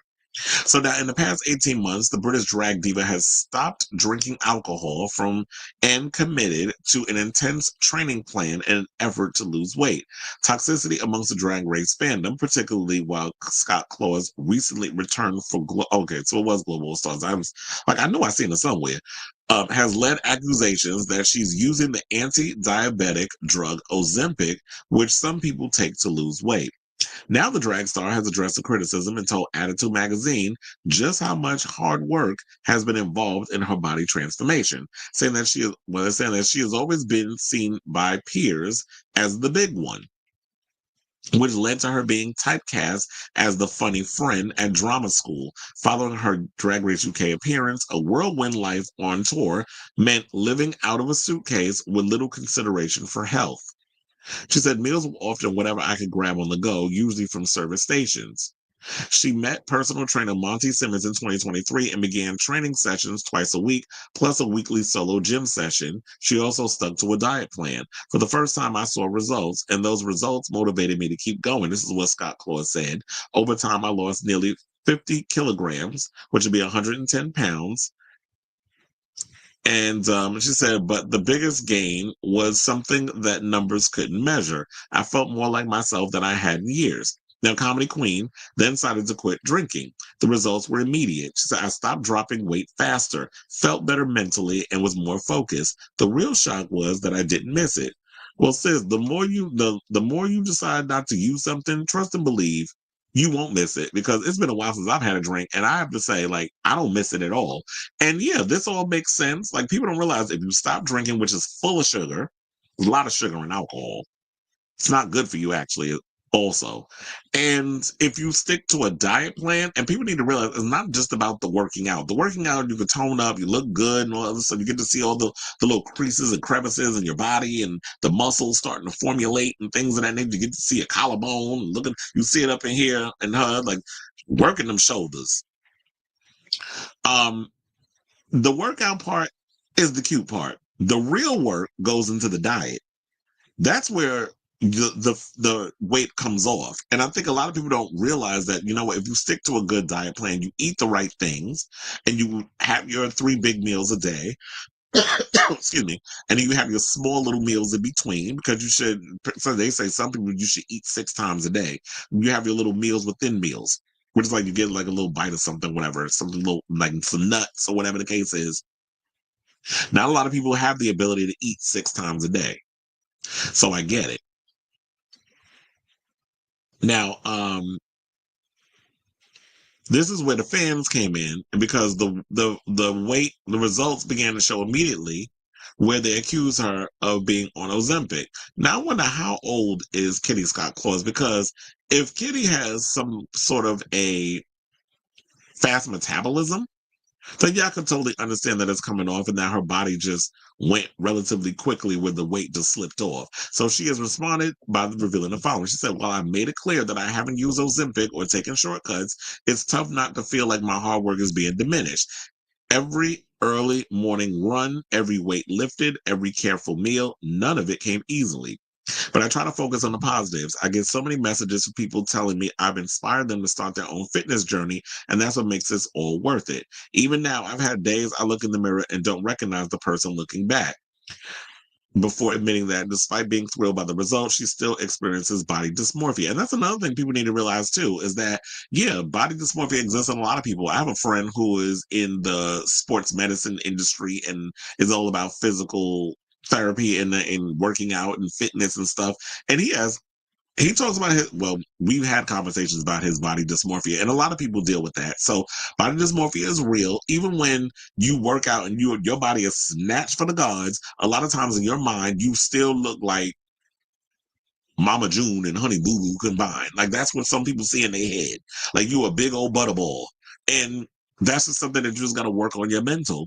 And maybe therapy can help you out with that or whatever. But for the most part, like, we shouldn't discount people actually hitting the gym and working out. It's the same thing with Cheryl Lee Ralph. She just recently came out and said something similar, where she was just like, she got on a diet plan because she said there was like when she was on set doing Abbott Elementary, all these cameras was around, and she caught a glimpse of her butt, and she was like, "Oh hell no!" and decided to go work out. And while it's easy to get into the Ozempic, she was just like, it just wasn't for her. So she hit the gym, and she changed up the way she was eating and stuff, and the pounds came off, and she got herself together. So everything ain't always while there's a lot of people that will do the shortcut. And I always look at, like, if you need to use Ozempic, a Mounjaro, and those sort of things, if you need something to help kickstart the situation, I'm like, I'll use it. But then I'm going to maintain it. I'm going to get me a trainer. I'm going to just have them, let's stick to a diet plan, and I just eat these certain things a day. And we just stick to that. And I'm putting all this money into me having the best body that I can, because if drag is if your profession is performing and that sort of thing, your body is your instrument. So you don't want to be walking around with all this extra weight on you, and then your head's in the clouds, you get migraines, you're not feeling well and stuff. The diet and the exercise keeps you on the straight and narrow. So shout out to you, Kitty Scott Claus, and let's big up people who actually put in the work and work hard to get results, rather than always trying to assume that people are taking shortcuts to get their body snatched. So I say all this to say, whatever your thoughts regarding this story, let me know in the comments down below. Felix says, I first saw ASAP on Worst Cooks. Who has not been on Worst Cooks in America? Everybody's been on it. Look, the way these people go around trying to find ways to get on TV, they do. He's been on The Challenge. He's been on Worst Cooks in America. He's on Drag Race. He was on The Challenge. He's been on so many shows. He was like a break dancer, but he wasn't really that great. He was cute to look at, but the dancing was kind of mid. I was like, could I go as far as say he was kind of like the Zendaya of dance? He was cute to look at, as I said. Okay. So, okay, where are we going? All right, let's move on. Let's talk about Orville Peck, who got himself a new job. So apparently he has been cast as the MC in Cabaret. So country music star Orville Peck is set to take the stage as the new MC on Broadway's Cabaret at the Kit Kat Club this spring. So let me pull up his Instagram. I know it's like when I was doing this in the middle of my show yesterday, Robert was telling me that this is what was going on. But yeah, this is what he put on his IG. Now, they are said, according to Deadline, Peck is making his Broadway debut on Monday, March 31st for a 16-week engagement at the August Wilson Theater. He was cast alongside Ava Noblezada, who is playing Sally Bowles. The two will be replacing Adam Lambert and Auli Carvalho, whose final performances will be on March 29th.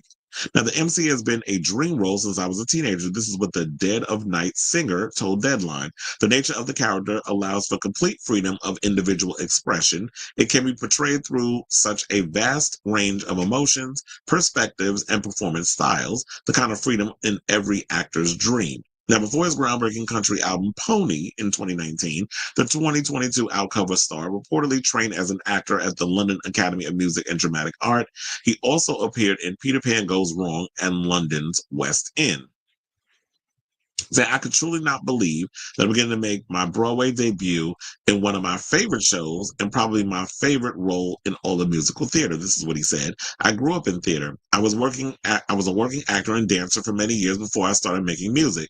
I did the hustle and the struggle for a long time, trying to make things happen for myself, but it taught me so much of who I am as a performer and as a person. So it feels very full circle to be making a return to it at this point in my career. And one of the things is that I like about this is the fact that he gets to come in and do something that he has trained for a long time for. And I truly feel like because he was doing the musical theater stuff and pounding the pavement and it really wasn't working out for him, that pretty much, they always say everything happens for a reason. So he used that as a springboard of like incorporating a lot of the things that he learned pounding the pavement, doing musical theater, and putting that into his actual stage performances as Orville Peck, the homosexual country star.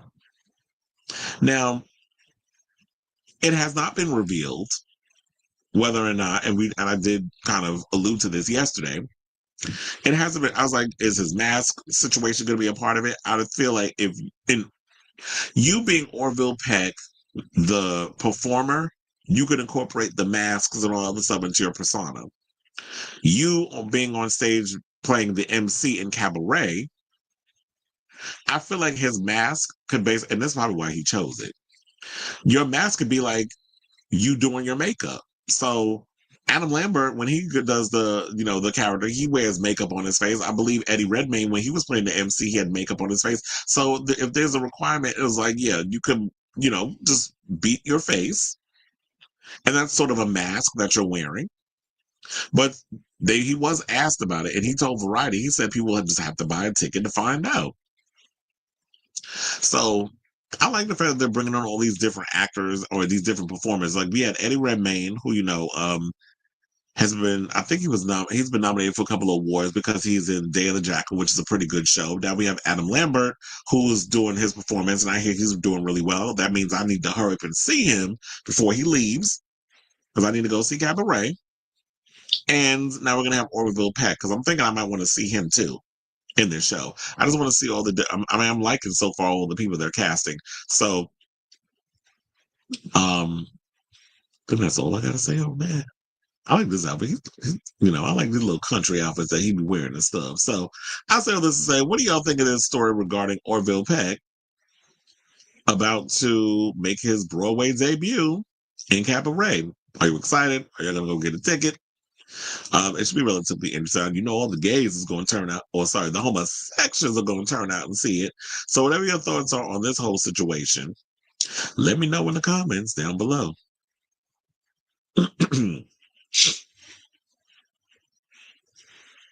Honest says, I feel the industry abandons their 35 plus and openly homosexual actors and artists, especially Orville, who never gets talked about in country circles. He's gay famous or indie famous. Yeah, I agree. Because, it's like you don't hear him being talked about in the same circles as like a Jelly Roll or any of those, or a Post Malone. So they could flip-flop from doing black music to country, and then they get welcomed with open arms. But I do agree that, he is, as Felix says, gay famous, because Queer Tea, all the gay blogs talk about him, the white gay blogs. It's like Queer Tea, Out, Instinct, what else? Attitude. They all talk about Orville Peck. Nobody else is talking about him. So here's the thing. While people are aware of Adam Lambert, and I should have probably said this in my video, while people are upset, and when I edit it and all this stuff later, but while people are people are aware of Eddie Redmayne, it's because he won an Oscar. He's an Oscar winner, and he's a well-known actor. And Adam Lambert, people know him from American Idol, and having his mainstream isms every now and again when he was doing pop music, and he was signed to a label, and also being a part of Queen and all that other stuff. So there's some notoriety there. As far as like outside of the homosexual circles, would Orville Peck's name be that big enough of a draw to be on Broadway for 4 months playing the MC? Only time will tell. It's an Orville worked with Shania Twain. The heterosexual men of Post and Jelly Roll can't claim it. Okay. I didn't know he worked with Shania Twain, though, but I do love me some Shania. Okay, then speaking of singers, let's get into our final topic, which is about Omar Apollo out here thirst trapping. So I'm sure y'all already know, but Spike singer and actor Omar Apollo is in the new movie Queer with Daniel Craig and Drew Starkey. I haven't gotten around to see the movie. I haven't been able to get to a theater, but now that I'm hearing that it is available on demand, I'm probably going to buy it. Maybe I should rent it first before I even consider buying the film, just to see if I like it, and if I do, then I'll purchase it. But so he said, so here's what he said. Because I'm contemplating whether or not I should show the actual post, because it shows a little bush. So He said, queer available on streaming now for all the DLs that didn't want to go to a theater. And then had like a picture of an emoji with the tongue sticking out. And this is what Apollo Who's 27 wrote on Instagram on Wednesday, January 15th, with a revealing shot in the film. Now, in the post, Apollo appears nearly nude as he films a scene, alongside Daniel Craig in a hotel room. The actor did cover up his genitals with an emoji. What platform? Trejo Savon asked in the comment section. Actor Hari Neff added, finally, I could stream in peace. He said, what platform? It's not on any of the streaming platforms, but if you want to watch, it's on demand. So more than likely, you could just go to Prime Video, because that's usually where I go when I want to buy movies or whatever the case is, if I want to do digital downloads. The good thing is now that I got a PS5, I think I can go back to physical media because it comes with a drive attached to it. So and that's what I wanted. I wanted to, because I want to be able to buy like video games and all other stuff that are physical, and then some I might want to do digital downloads. But for the most part, I wanted the disc drive so that way I could watch movies and stuff in it, my old DVD collection. So I'm thinking about getting back into physical media, which I'm hearing more people are talking about they're getting back into that. But anyway, so if you're looking for the platform, Troy, whose sidebar I heard is going to be spending, because his manager was spilling tea about his clients, including Troy and I think Ariana Grande, a bunch of other people, said that Troy's going to be in the studio working on the follow-up with something to give each other.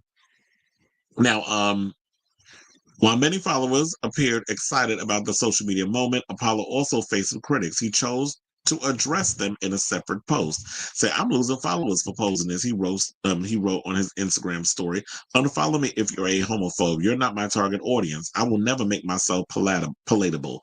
This isn't my life. I am life, stupid.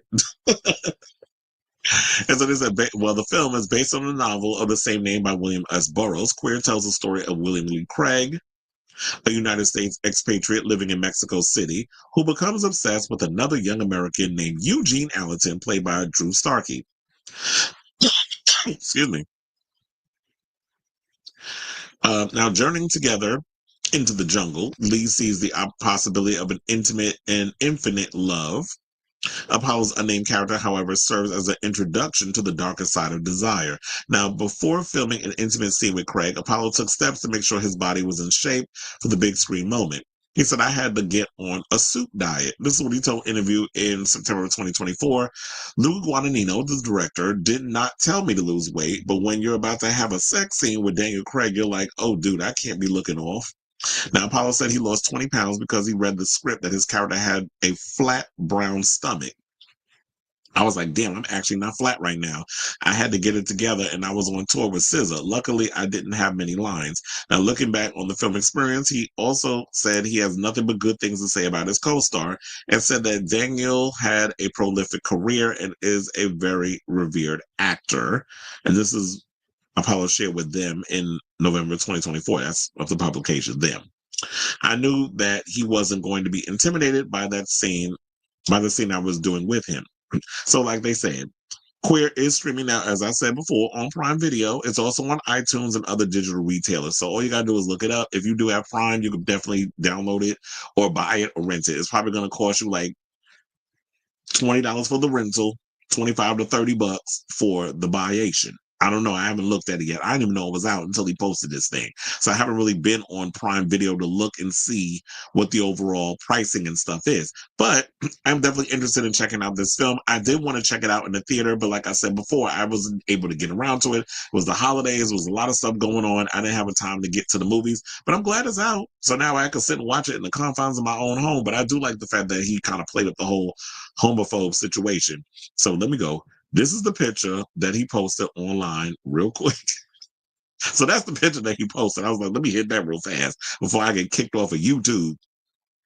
So yeah, so there's that. So I say all this to say, are you guys excited to check out Queer? And if you have seen it, what did you think? So whatever your thoughts are, and I love me some Omar Apollo, so I'm definitely going to see the film. So whatever your thoughts are on this situation, let me know in the comments down below. If it didn't, Dipple and Orville take each other's look. Allegedly. And Omar Apollo was good Judy's with Pedro Pascal. They was out at the beach together, hanging out.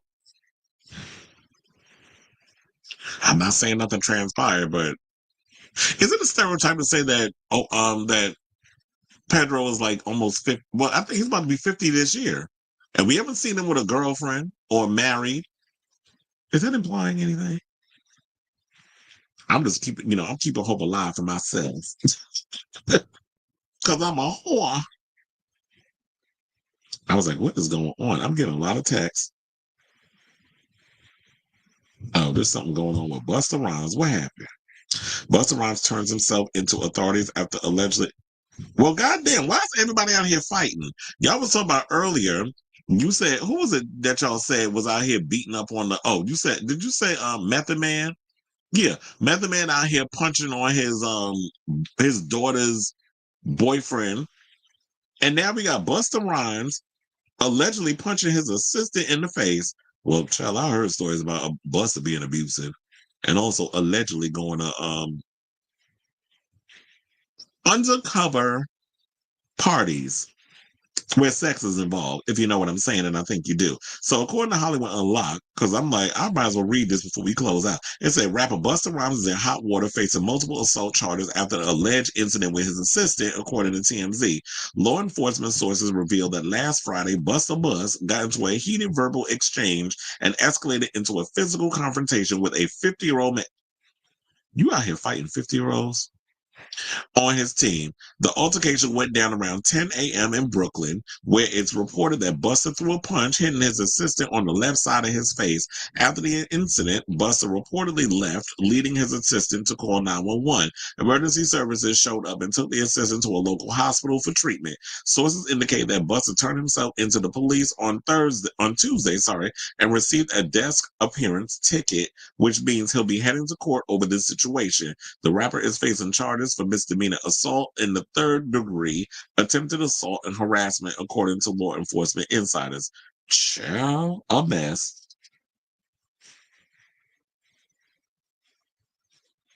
A hot ass mess. I'm like, what is going on? Why did somebody send me the full Don Lemon interview? I watched it already. I was like, I be on my news. I have to be. When you in media, I'm always ahead of the situation. I'm on top of my shit. I think he is, and I think Busta Rhymes is in his 50s. Hold on, let me read. Let me look it up.